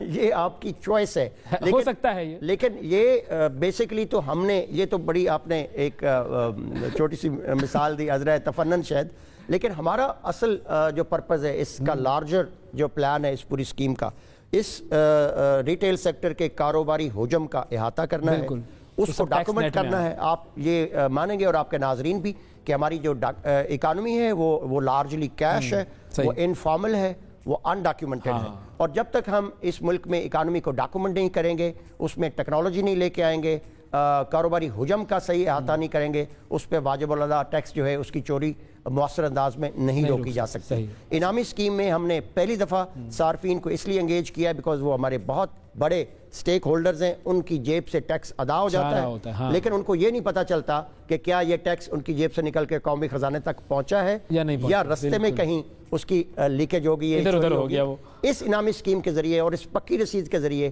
ہم یہ انشور کرنا چاہتے ہیں کہ عوام سے لیا جانے والا ٹیکس قومی خزانے میں ایک مربوط نظام کے تحت مضبوط انداز میں یقینی بنایا جا سکے اور اس کو قومی خزانے کا حصہ بنایا جا سکے. اب یہ جو رسید جب لے لیں گے ہمارے جو کسٹمرز ہیں جو شاپنگ کرنے جائیں گے، وہ پھر رسید کا کیا کریں؟ اس رسید کو انہوں نے ہماری ٹیکس آسان ایپ ہے وہ اپنے اینڈرائڈ فون میں انسٹال کریں گے اور اس کی جو ہماری ٹیکس آسان ایپ ہے اس کے انٹرفیس پہ POS سسٹم کا آئیکن ہے، اس کو کلک کریں تو آگے وہ اس کو لے جائے گا ویریفائی انوائس پہ. اس انوائس کی 3 نشانیاں جو پکی رسید ہے، سب سے پہلے آپ کے ناظرین کو یہ بتانا ضروری ہے کہ وہ پکی رسید ہے کیا. بالکل. اس پہ FBR کا کمپیوٹرائزڈ انوائس نمبر ہوگا، صحیح ہے، پہلی نشانی. دوسری نشانی اس پہ FBR کا لوگو ہوگا اور تیسرا اس پہ بار کوڈ یا QR کوڈ ہوگا جس کو انہوں نے اس ٹیکس آسان ایپ میں جا کے ویریفائی انوائس کے وقت سکین کرنا ہے اس بار کوڈ کو. تو وہ انوائس جیسے ہی کیپچر ہوگی تو ان سے جو وصول کیا گیا ٹیکس ہے وہ قومی خزانے کا حصہ بن جائے گا اور وہ ہماری اس ڈاٹا بینک میں آ جائے گی رسید، جہاں سے ہر مہینے کی 15 تاریخ ہوگی. پھر ہم دیں گے ان کو 5 کروڑ 30 لاکھ کے. ہاں یہ انعامات کا بھی تھوڑا سا بتائیں کہ کتنے کے انعامات ہیں، جو مالیت ہے وہ کیا ہے؟ ہمارے ہر مہینے کی 15 تاریخ کو 5 کروڑ 30 لاکھ کے انعامات 1007 خوش نصیب جیت پایا کریں گے ہر مہینے. جس طرح 15 تاریخ 1007 اور اس کی آگے ترتیب اس طرح ہے کہ جو سب سے بڑا بمپر پرائز ہے فرسٹ پوزیشن پہ وہ 10 لاکھ جس طرح تنویر صاحب نے کراچی سے جیتا. پھر دوسری پوزیشن پہ 5 لاکھ کے 2، تیسری پوزیشن پہ 2.5 لاکھ کے 4 اور پھر چوتھی پوزیشن پہ 1000 انعامات ہم نے 50 ہزار روپے مالیت کریں. تو یہ ٹوٹل 53 ملین یعنی 5 کروڑ 30 لاکھ کے انعامات. اچھا یہ کب تک چلتی رہے گی یہ اسکیم؟ اس کی ہم نے 1 سال کی تو پلاننگ کر رکھی ہے. اچھا بالکل اس کی ہم نے 1 سال کی پلاننگ کر رکھی ہے، لیکن چونکہ ہمارا ملک کافی بڑا ہے، 220 ملین افراد پہ مشتمل ہے، یہ 1 سال سے آگے بھی ہم لے جانے کا ارادہ رکھتے ہیں اور اس کو گراس روٹ لیول تک ہم نے ہر سٹیک ہولڈر کو، ہر صارف کو، خریدار کو اس میں انگیج کرنا ہے اور اس کو پہرا دینے پہ بٹھانا ہے کہ جب آپ اپنا ٹیکس ادا کریں تو انشور کریں اس پکی رسید کے ذریعے کہ وہ قومی خزانے کا حصہ بھی بنے. یعنی کہ یہ جو انعام ہے یہ تو ایک چھوٹا سا بینیفٹ ہے جو ایز اے سٹیزن آپ کو مل رہا ہے، لیکن جو بڑا جو براڈر ویژن ہے اس میں وہ یہ ہے کہ جو لوگ ٹیکس دے رہے ہیں وہ قومی خزانے تک پہنچے اور درمیان میں کہیں. ہم نے اس کا جو سلوگن بنایا ہے وہ یہ ہے کہ قومی ذمہ داری نبھائیں، انعامات بھی پائیں. کہ ایک طرف تو آپ اپنی وہ نیشنل اوبلیگیشن جو آپ کی رسپانسبلٹی ہے بطور ذمہ دار شہری کے وہ پرفارم کریں، عہدہ برآں ہو اس ذمہ داری سے، قومی خزانے میں اپنے حصے کا ٹیکس ادا کریں اور ڈالیں. اور ایک ٹیکس کلچر کا فروغ ہے جو ہمارے ملک میں ابھی تک مسنگ رہا ہے. ہمارا ٹیکس ٹو GDP ریشو ابھی 10% کے آس پاس ہے، جبکہ مہذب دنیا، ڈیولپڈ دنیا جہاں ویلفیئر سٹیٹس آ گئی ہیں وہاں 40% پلس ہے. بالکل تو ہمیں اس کو لے کر جانا ہوگا کہ فرانس اور ڈنمارک پچھلے چند سالوں سے آپس میں کمپیٹ کرتے ہیں टैक्स टू जीडीपी रेशो में टॉप पोजीशन पे, वहाँ 43-44% टैक्स टू जीडीपी रेशो है और हम अभी 10% के आसपास फिर रहे हैं। तो यही इस तरह की जो एक्टिविटीज़ हैं वो फिर हमारा रेवेन्यू पोटेंशियल कितना है और हम रेवेन्यू कलेक्ट कितना कर पा रहे हैं, उसके अंदर documentation of economy, digitisation of business transactions और टेक्नोलॉजी का इस्तेमाल और आवाम और सार्फिन का जो इसके अंदर शमूलियत है, दैट इज द एसेंस। सही। फाइनली क्या इसमें कोई हेल्पलाइन वगैरह भी है एफबीआर की कि जिसके? बिल्कुल, हमारी हेल्पलाइन जो है वो 16 घंटे 2 शिफ्टों में हमारे कॉल एजेंट्स और नुमाइंदगान मौजूद हैं। हमारा हेल्पलाइन का जो नंबर है वो 111-772-772 और उससे पहले 051 का कोड लगा लें तो वो हमारे उन नुमाइंदगान तक पहुंच जाएंगे। अगर आपको किसी भी किस्म की मालूमात लेनी है, कोई इन्फॉर्मेशन लेनी है, कोई क्वेश्चन है, तो हमारे नुमाइंदगान जो हैं वो आपके उन सवालों के जवाब दे सकते हैं। बहुत शुक्रिया अदा करेंगे असद दाहिर जफ़र साहब, आपने वक्त दिया और लोगों को इस इनामी स्कीम के हवाले से बताया। याद रखिए ये जो टैक्स देना है ये हमारा कौमी फरीज़ा है, लेकिन अब इस कौमी फरीज़े की साथ साथ एक इनामी स्कीम भी है जो कि एक ज़ाहिर छोटा पोर्शन है। इस इनामी स्कीम में जिसको इनाम मिलेगा वो खुश होगा यकीनन, लेकिन जो बड़ा कॉज है हमें उसकी तरफ सोचना है कि हम किस तरीके से अपने टैक्स टू जीडीपी रेशो को बढ़ा सकते हैं, और जब हम टैक्स देंगे तो ही हमारा मुल्क तरक्की करेगा। तो इसीलिए टैक्स दीजिए, अपने आप को टैक्स के जो चोर रास्ते हैं उनकी तरफ ना लेकर जाएं, और जो लोग उस रास्ते पर चल रहे हैं उनको भी पकड़ने में और उनको टैक्स नेट लाने में हमें एफबीआर की मदद करनी है। बहुत शुक्रिया अदा करेंगे सर। वक्त लेते हैं, वक्फे के बाद दोबारा हाजिर होते हैं। Stay with us.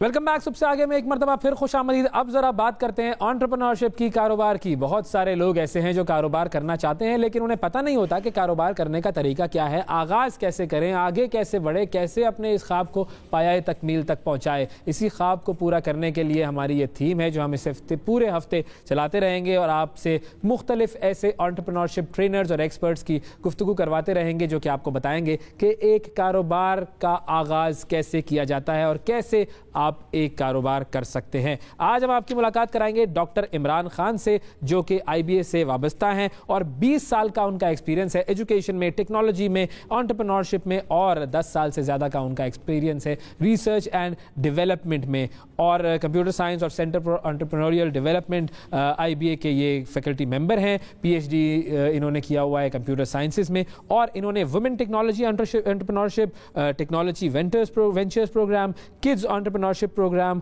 और इंडस्ट्री एकेडेमिया अलायंस प्रोग्राम को बनाने में बड़ा अहम किरदार अदा किया है। फ़ोन लाइंस भी हमने ऑन कर दी हैं। बात करते हैं डॉक्टर इमरान खान से। अस्सलाम वालेकुम सर।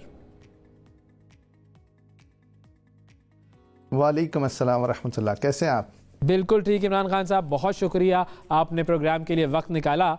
हम ये एक थीम लेकर चल रहे हैं इस हफ्ते कि हमने लोगों को ये बताना है कि कारोबार शुरू करने के लिए क्या तरीका इख्तियार करें। बहुत सारे लोगों का ये ख्वाब ही होता है मगर ये ख्वाब कभी अमली जामा पहना नहीं सकते लोग उस चीज़ को। तो अगर थोड़ा सा आप पहले तो हमें ये बताएं कि लोगों को क्यों एक डर होता है, रुकावट क्या होती है, क्यों ये ख्वाब अमली जामा इसको नहीं पहना सकते लोग? जी, thank you very much for inviting me. आज इस्लामाबाद का बड़ा ज़बरदस्त मौसम है। मैं आपका प्रोग्राम देख रहा था थोड़ी देर पहले, फॉगी हो रहा था, तो मैं सोच रहा था कि ये भी एक अपॉर्चुनिटी है फॉर स्टार्टअप्स। तो अमली जामा पहनाने आपका जो सवाल पे आते हैं कि क्या मुश्किलात दरपेश हैं यूथ को, कि उनके पास आइडियाज़ भी हैं लेकिन वो कुछ कर नहीं पाते। जो फियर होता है ना टू टेक फर्स्ट स्टेप, पहला कदम कैसे लिया जाए, वो फियर हमें रोकता है किसी नए इनिशिएटिव की तरफ। यानी हम जैसे जैसे हम बड़े होते जाते हैं वो फियर बढ़ता जाता है। हम बचपन में पहला स्टेप लेना हमारे लिए आसान होता है। आपने देखा होगा जो बच्चे हैं बहुत आसानी से बड़े बड़े इनिशिएटिव ले लेते हैं। इनिशिएटिव का मतलब ये है कि कुछ भी कर लेते हैं वो। उनकी आपने आदत देखी है, वो यानी जो जानवर है जैसे कुत्ते, उससे हम डर रहे होते हैं और वो दुम से रस्सी बांध के घुमा लेते हैं। बिल्कुल। तो वो जैसे जैसे हम बड़े होते जाते हैं हम डर को पालते रहते हैं और एक टाइम आता है कि जब हम ये कहना शुरू कर देते हैं कि हम कहते हैं ये काम करना है, आप कहते हैं नहीं ये नहीं हो सकता। तो you start saying no no no no, और आप नो की इतनी प्रैक्टिस कर लेते हैं कि आपको नो कहने के आप माहिर हो जाते हैं। اس لیے آپ کو مشکلات کا سامنا کرنا پڑتا ہے. اچھا وہ لوگ جو ایسی انوائرمنٹ میں ہوتے ہیں کہ جہاں پر ان کو ہر چیز ہوتی ہوئی نظر آ رہی ہوتی ہے, تو وہ لوگ یس کہنے کے عادی ہوتے ہیں اور وہ کہتے ہیں یس آئی کین ڈو اٹ. تو یہ وہ ایریا ہے کہ جس پہ ہمیں کام کرنا چاہیے. اچھا اب ہم اس کے کسی فریم ورک اور ماڈل کی طرف بھی آتے ہیں کہ کیسے لوگ شروع کریں. اچھا میں چونکہ ہمارے ساتھ لائیو کالز بھی ہوں گی تو میں چاہوں گا کہ وہ بھی آپ سن کے تھوڑا سا اگر ان کو بھی گائیڈ کر سکے ہمارے ناظرین کو. ایک کالر ہے ہمارے ساتھ. السلام علیکم. جی السلام علیکم. عاصم صدیقی صاحب آسٹریلیا سے. سر فرمائیے جی کیا سوال کریں گے؟ جی کیسے ہیں آپ؟ خیریت سے ہیں؟ بہت اچھا آپ کا انیشیٹو ہے. اور میں سوال تو خیر نہیں تھا, تھوڑا سا سجیشن ایک آپ کو دینا چاہ رہا تھا کہ آج اس طرح کے سبجیکٹس کے اوپر بات کرنے کے لیے پرہیپس اس کا سٹارٹ جو ہے اگر اس جگہ سے شروع کریں کہ جو بزنسز ہیں وہ یعنی اسٹیبلش کرنے کا طریقہ کار کیا ہے. بالکل یہی موضوع ہے آج کا مدعا ہی یہی ہے. بالکل بالکل صحیح. آپ نے ایکسپرٹ جو ایک کل بیٹھے ہوئے تھے جنہوں نے کہا کہ وہ جاب کرتے ہوئے انہوں نے بزنس شروع کیا تھا, تو بزنس سٹارٹ کرنے کے لیے جو ہے وہ یعنی اس کا کیا رولز اینڈ ریگولیشنز کیا ہیں. ایگزیکٹلی ہم اس پر بات کریں گے. بالکل بہت شکریہ ادا کریں گے عاصم صدیقی صاحب, آپ نے جو ہے وہ ہمیں مشورہ دیا. اور کوئی کالر ہے تو وہ بھی ان سے بھی بات کروا دیں تاکہ پھر میں ڈاکٹر عمران کی طرف جاؤں. اوکے جی ٹھیک ہے. جی ڈاکٹر عمران صاحب اب آغاز کرنے کے طریقے پر ہم آتے ہیں کہ کوئی شخص ہے جو کہتا ہے کہ جی ٹھیک ہے مجھے یہ بزنس کرنا ہے, فیئر میں نے اپنا ختم کر دیا ہے, وہ شروع کیسے کرے, وہ پہلا قدم؟ سب سے پہلے تو اس کو یہ جاننا پڑے گا کہ وہ کون سی اسکل سیٹ ہے جو اس کے پاس موجود ہے. ہر شخص کے پاس کوئی نہ کوئی اسکل سیٹ موجود ہوتی ہے, ایسا نہیں ہے کہ آپ کے پاس کوئی اسکل سیٹ نہیں ہے. پھر ہم یہ دیکھتے ہیں کہ وہ اسکل سیٹ کس لیول کی ہے. یعنی آپ سمجھتے ہیں کہ ایک ماہر جو کسی ماہر اسی فیلڈ کے ایکسپرٹ سے آپ کمپیئر کریں اور آپ سمجھتے ہیں کہ آپ اس فیلڈ کے ماہر ہیں, تو وہ فیلڈ آپ کو سلیکٹ کرنی چاہیے. اچھا اس سے فائدہ کیا ہوگا؟ اس سے فائدہ یہ ہوگا کہ سب سے پہلا کام یعنی آپ کوئی بھی کسی بھی قسم کی انویسٹمنٹ کی آپ کو ضرورت نہیں ہوگی, کیونکہ جو چیز ہے وہ آپ کی اپنی اسکل ہے جس کو آپ استعمال کرنے جا رہے ہیں. اچھا کیونکہ فیئر آپ کے پاس نہیں ہے اور آپ کے پاس اسکلز ہیں تو آپ اس اسکل سے پہلا قدم ایزیلی اٹھا سکتے ہیں. اچھا یہ جرنی ہے اور یہ journey it's full of pain.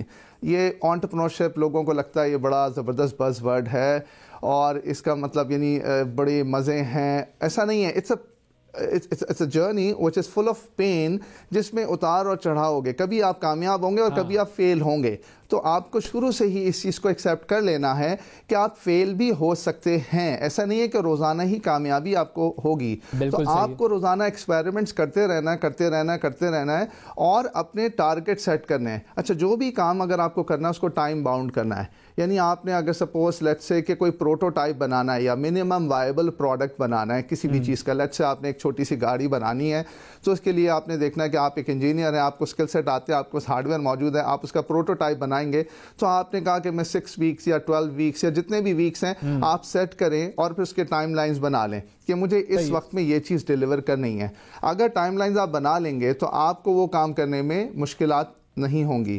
اور یہی مسٹیکس ہمارے یہاں کرتے ہیں جو یوتھ آج کل جو کام کر رہی ہیں کہ ٹائم لائنز نہیں سیٹ کرتے اور وہ جب کام کرنے جاتے ہیں تو وہ ون گو پہ وہ کہتے ہیں میں پورا کمپلیٹ کروں گا. نہیں, فیز ڈیلیوری کریں. جیسے آپ نے دیکھا ہوگا آئی فون ہے, وہ شروع میں جب آیا تھا بہت ہی سوری ٹو سے بیکار سا تھا, لوگ وہ بھی خرید رہے تھے, لیکن کیونکہ وہ چاہتے تھے کہ وہ فیڈ بیک لینا چاہ رہے تھے کنٹینیوسلی, اور اس فیڈ بیک کو انہوں نے انکارپوریٹ کر کے نیکسٹ ورژن پھر نیکسٹ ورژن. تو یہی کام ہمارے یوتھ کو کرنا ہے کہ جو بھی ان کو کام آتا ہے اس کی فیس ڈیلیوری کریں. صحیح. ایک اور چیز ہے کہ بھائی بہت سارے لوگ کہتے ہیں کہ جی کاروبار کرنے کے لیے تو پیسے کی ضرورت ہے.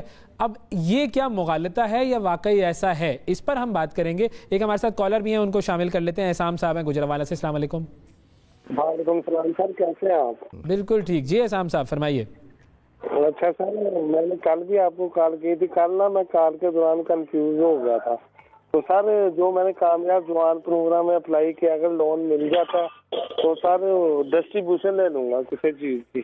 صحیح ہے. یہی بالکل کہ اگر لون مل جائے, پیسے ہوں گے تو کام کر لیں گے, اگر پیسے ہی نہیں ہوں گے تو کام کیسے کریں گے. بالکل ٹھیک ہے, بہت شکریہ. آپ کے سوال کی طرف ہم بڑھتے ہیں. ڈاکٹر عمران صاحب, پیسہ کتنا ضروری ہے کام کا آغاز کرنے کے لیے؟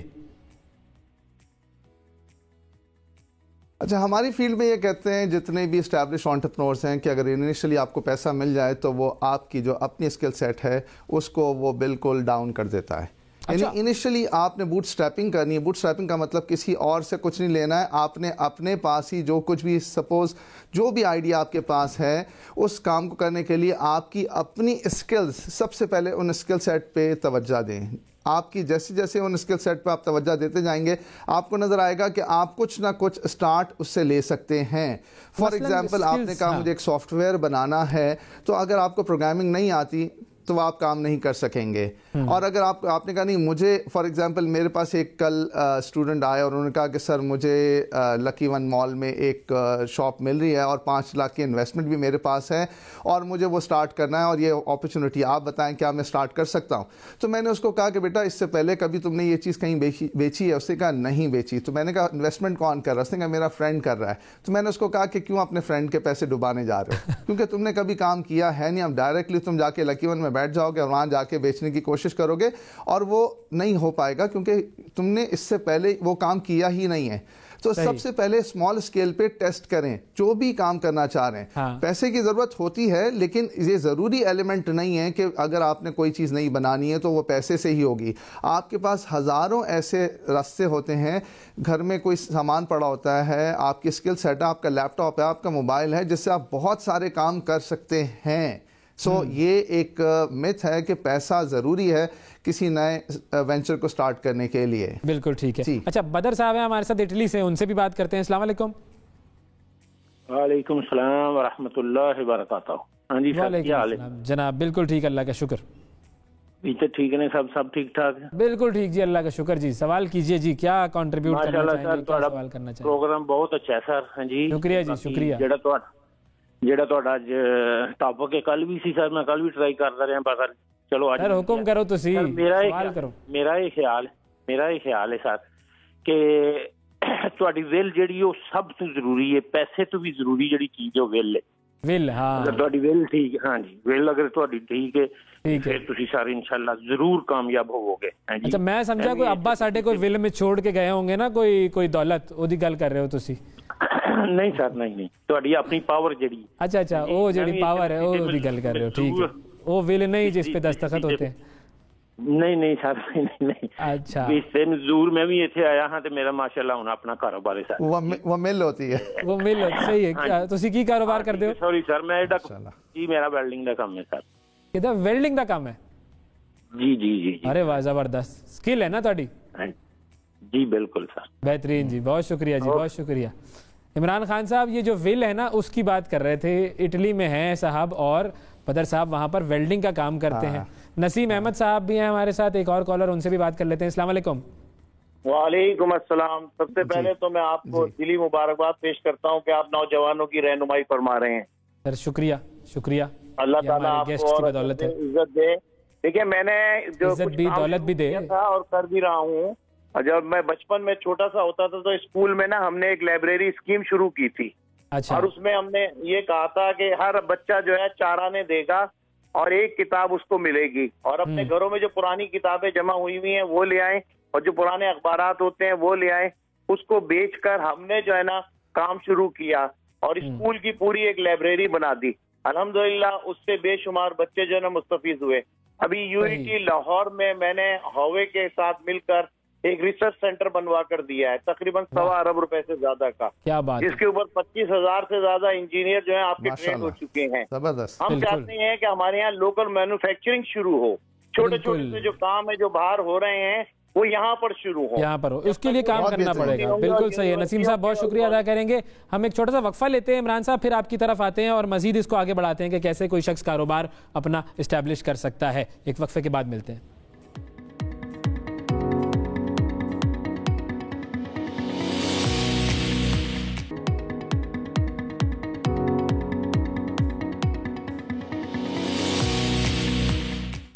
ویلکم بیک جی. کاروبار کس طرح کیا جائے اس حوالے سے بات ہو رہی ہے. Doctor Imran Khan entrepreneurship trainer ہمارے ساتھ موجود ہیں, کراچی سے, انہوں نے ہمیں جوائن کیا ہے. عمران صاحب سر یہ بتائیے کہ اب جس طریقے سے ہم بات کر رہے تھے کہ ایک سکل سیٹ ہونا چاہیے, یا پھر جو ہے وہ اگر آپ کے پاس رقم ہے تو وہ زیادہ رقم جو ہے وہ, اگر آپ کے پاس سکلز نہیں ہے تو آپ اس کو ڈبو دیں گے. ہم کیا یہ کر سکتے ہیں کہ کسی انسان کے پاس کوئی بہت تھوڑی رقم ہو, بہت کم رقم ہو, 10,000, 20,000, 25,000, اس سے وہ کوئی کاروبار شروع کر سکے؟ کیا یہ بھی پاسبل ہے؟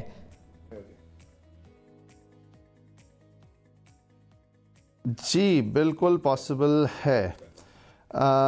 اگر کسی کے پاس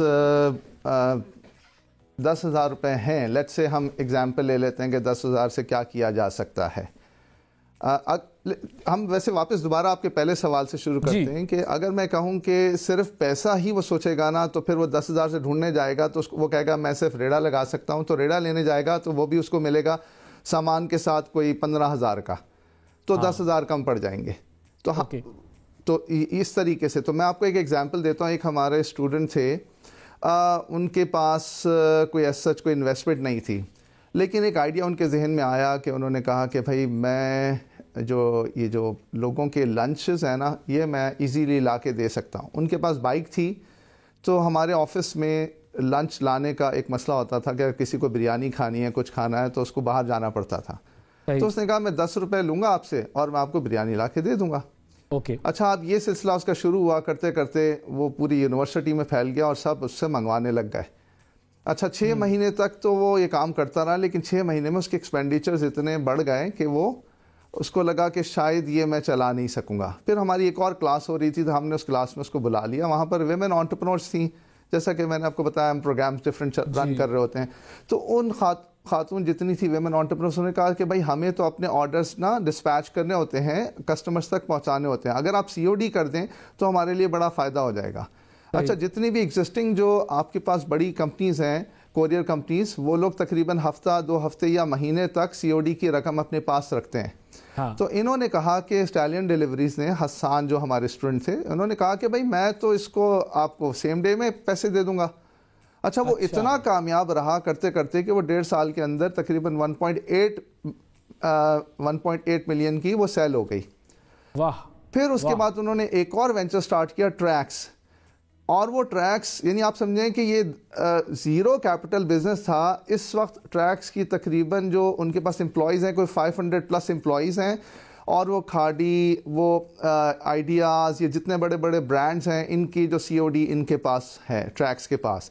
اچھا, آپ ٹریکس ای کامرس سے کوئک کامرس کی طرف جا رہے ہیں. اچھا, جسٹ بیکاز کہ ان کی جو بنیاد تھی وہ پیسے پہ نہیں تھی, تو اب ان کی جو کریٹیوٹی ہے وہ اتنی بڑھ گئی ہے کہ وہ پیسے کو سوچتے ہی نہیں ہیں, اور نئے نئے آئیڈیا کی بات ہے, جو آپ کی بات سے میں سمجھاؤں کہ آئیڈیا یونیک ہونا چاہیے. کامرس کی طرف آ گئے. صحیح, بالکل بالکل ٹھیک ہے. اچھا, اب اس پہ بھی ہم بات کریں گے کہ آئیڈیا اگر کسی کی بات, انرجی یعنی آپ کی ایفرٹس. بالکل صحیح, انرجی اور ایفرٹس. بالکل. رحمان صاحب ہیں ہمارے ساتھ, ایک کالر. السلام علیکم. وعلیکم السلام جی, کیسے مزاج سب ٹھیک؟ جی رحمان صاحب, اللہ کا شکر. بالکل فرمائیے جی. اچھا, میرا سوال یہ ہے کہ میرا فارماسیوٹیکل سیلنگ کا ایکسپیرینس ہے 20 سال کا. ہاں. اچھا, میرے پاس انویسٹمنٹ ہے 5 سے 10 لاکھ کی. میں ایک فارمیسی اوپن کرنا چاہ رہا ہوں. اس میں میں آپ کی جو ہے نا, آپ کے جو گیسٹ ہیں ان کی جو اوپینین لینا چاہ رہا ہوں کہ اس میں مجھے کیا کرنا چاہیے. ٹھیک ہے جی. فارماسیوٹیکل سیلنگ جو ہے وہ 20 سال کی ہے. بالکل ٹھیک ہے. عمران صاحب, آپ ان کو کوئی مشورہ دینا چاہیں گے؟ اچھا, ان کا آدھا سوال تو مجھے سمجھ میں آ گیا کہ ان کو کھولنا ہے کوئی فارماسیوٹیکل, کوئی بالکل, ان کے پاس کوئی 5-10 لاکھ کی انویسٹمنٹ بھی ہے, اور ان کا جو ہے وہ فارماسیوٹیکل کا ایکسپیرینس بھی ہے. اچھا, فارماسیوٹیکل کمپنی کھولنا آؤٹ لیٹ یا کمپنی کی بات کر رہے ہیں؟ یہ آؤٹ لیٹ کی بات کھولنے کے لیے 5-10 لاکھ کافی نہیں ہوتے. یہ آؤٹ لیٹ کی بات کر رہے ہیں, شاپ. آؤٹ لیٹ کے لیے سب سے پہلے تو ان کے پاس لائسنس ہونا ضروری ہے. بالکل ٹھیک ہے, سب سے پہلے لائسنس ہونا ضروری ہے. اچھا, 5 سے 10 لاکھ روپے کی انویسٹمنٹ, اس میں ان کے پاس جو آپشنز ہیں فارماسیوٹیکل کے اندر, اگر آپ دیکھیں ان کی جو انوینٹری ہوتی ہے کافی بڑی انوینٹری ہوتی ہے. ایک چھوٹی فارماسیوٹیکل ایک آؤٹ لیٹ تو وہ کھول سکتے ہیں اگر ان کے پاس لائسنس ہے, کیونکہ لیگل کام ہوتا ہے, اس میں وداؤٹ لائسنس یہ نہیں کر سکتے. یا تو کسی کا لائسنس یوز کریں گے, یا ان کے پاس اپنا لائسنس ہونا ضروری ہے اس کام کو شروع کرنے کے لیے. ٹھیک ہے, اور اسمال اسکیل پہ آپ شروع کر سکتے ہیں 5 سے 10 لاکھ روپے میں. لیکن کیونکہ یہاں پر یہ کہ ون سٹاپ شاپ ہوتا ہے, آپ کو اگر ایک دوائی چاہیے یا کوئی بھی ایسی فارمیسی پہ آپ آ رہے ہیں, کچھ آپ کو چاہیے, تو آپ کو بہت بہت سارا سامان رکھنا پڑتا ہے کہ اگر وہ ایک دوائی آپ سے لے گا تو دوسری دوائی کے لیے وہ دوسری شاپ پہ نہیں جائے گا. اگر آپ کے پاس بہت کم سٹاک ہوگا تو پھر وہ آپ کے پاس نیکسٹ ٹائم نہیں آئے گا, ایک دفعہ تو آ جائے گا, بولے گا کہ نہیں بھائی ان کے پاس تو سامان نہیں ہے. تو آپ کو وہ جو انوینٹری ہے وہ اچھی خاصی ہولڈ کرنی پڑے گی. یا تو آپ کے کانٹیکٹس انڈسٹری میں اتنے اچھے ہوں کہ آپ کو کریڈٹ پہ وہ سامان بھر کے دے دیں, تب تو وہ کام ہو سکتا ہے. لیکن اس کے ساتھ ساتھ صرف سامان نہیں بھرنا, آپ کے پاس شاپ بھی ہونی چاہیے, پھر اس کا رینٹ ہے, پھر بجلی کا رینٹ ہے, پھر اس کے آپ کے پاس امپلائیز ہیں, اور پھر وہ سافٹ ویئر ہے جس میں اسکین کرنا ہے, پوائنٹ آف سیل کا سافٹ ویئر. تو بہت ساری کاسٹ اس میں جو آپ کو نظر نہیں آ رہی وہ بھی ہے. تو 5 سے 10 میں maybe you can experiment, ایک اسمال اسکیل پہ ٹرائی کر سکتے ہیں, ایک کوشش کی جا سکتی ہے. لیکن اس میں انوینٹری بہت ہیوی انوالو ہے, آپ کے کانٹیکٹس استعمال ہونا ضروری. یعنی پیسے, اگر واپس اس پہ آتے ہیں کہ صرف پیسہ سے کام نہیں ہوگا, اس میں آپ کے کانٹیکٹس بھی استعمال ہوں گے. بالکل صحیح. اچھا, کچھ لوگ ایسے ہوتے ہیں جن کے پاس پیسے جو ہیں وہ بہت تھوڑے سے موجود ہوتے ہیں, بھائی 20-25-50 ہزار کسی کے پاس موجود ہیں یا کہیں سے کوئی ارینج کر لیتا ہے. آئیڈیا میں ان کے پاس اتنی انوویشنز نہیں ہوتی, ظاہر ہے آئیڈیا ہر ایک کے پاس نہیں آتا ہے, اور اس کے لیے ایک تھوڑا سا براڈر ویژن چاہیے ہوتا ہے. وہ لوگ کیا کر سکتے ہیں چھوٹا کاروبار شروع کرنے کے لیے؟ اچھا, اگر وہ تعلیم یافتہ ہیں یا نہیں, یہ بہت امپورٹنٹ ہے. اگر وہ تعلیم یافتہ ہیں تو جو تعلیم حاصل کی ہے اس سے ریلیٹڈ کام کریں. اگر وہ تعلیم یافتہ نہیں ہے اور ان کے پاس تھوڑے سے پیسے ہیں, تو ہم یہ کہتے ہیں کہ سپوز اگر ایک شخص نے کہا میرے پاس صرف 70-80 ہزار روپے ہیں, تو 70-80 ہزار سے یا تو آپ یہ کام کر سکتے ہیں کہ کچھ سامان لے کے اس کو بیچ دیں. یعنی آپ نے ہول سیل کے مارکیٹ میں گئے اور سامان لیا, اور سامان لے کے آپ نے اس کو بیچنا شروع کر دیا. ٹھیک ہے, تو یہ ایک طریقہ کار ہوتا ہے جو ہم نے دیکھا ہے, لوگ بڑے کامیاب ہوئے. اچھا, پنجاب سائڈ پہ آپ نے اکثر دیکھا ہے کہ گاؤں میں لوگ جا کے دیسی گھی لیتے ہیں, دیسی گھی لے کے وہ پھر دوسرے شہروں میں بیچتے ہیں, اور بڑا کامیاب بزنس ہے. اور اگر ناردرن ایریاز میں چل جائیں تو وہاں ڈرائی فروٹس ہیں, لوگ ڈرائی فروٹس کو لیتے ہیں, بہت سستے داموں میں مل جاتے ہیں اور دوسرے شہروں میں بھیج دیتے ہیں.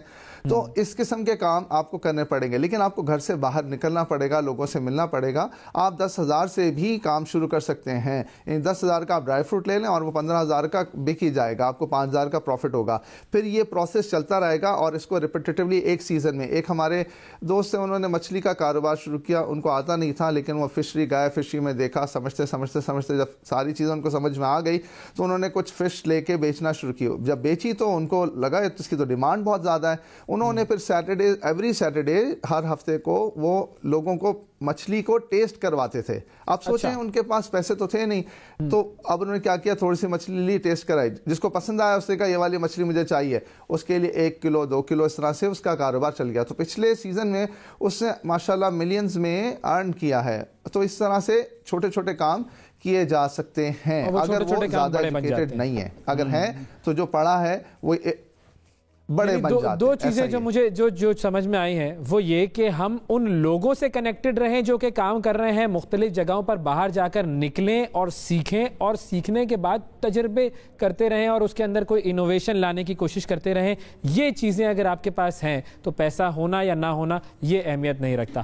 بہت شکریہ ادا کریں گے, ڈاکٹر عمران خان صاحب ہمارے ساتھ موجود تھے اور انٹرپرینورشپ پر, کاروبار کرنے پر بات کر رہے تھے کہ کس طریقے سے کاروبار کیا جا سکتا ہے. یہ تھیم ہماری جو ہے وہ پورا ہفتہ چلتی رہے گی, اور ہم آپ کے سامنے مختلف ایکسپرٹس کو لے کر آتے رہیں گے, آپ کے سوالوں کے جوابات بھی دیتے رہیں گے, اور کوشش یہ کریں گے کہ کسی نہ کسی طریقے سے آپ تک یہ میسج پہنچے کہ اگر آپ کوئی کام کرنا چاہتے ہیں, کاروبار شروع کرنا چاہتے ہیں, تو اس کے لیے آپ کو کن سکلز کی اور کن رویوں کی ضرورت ہے جو کہ آپ حاصل کریں اور اپنے آپ کو ایک کاروباری شخصیت بنا لیں. آج کے پروگرام میں ناظرین اتنا ہی. اگلے پروگرام تک کے لیے اجازت دیجیے, پھر ملاقات کریں گے.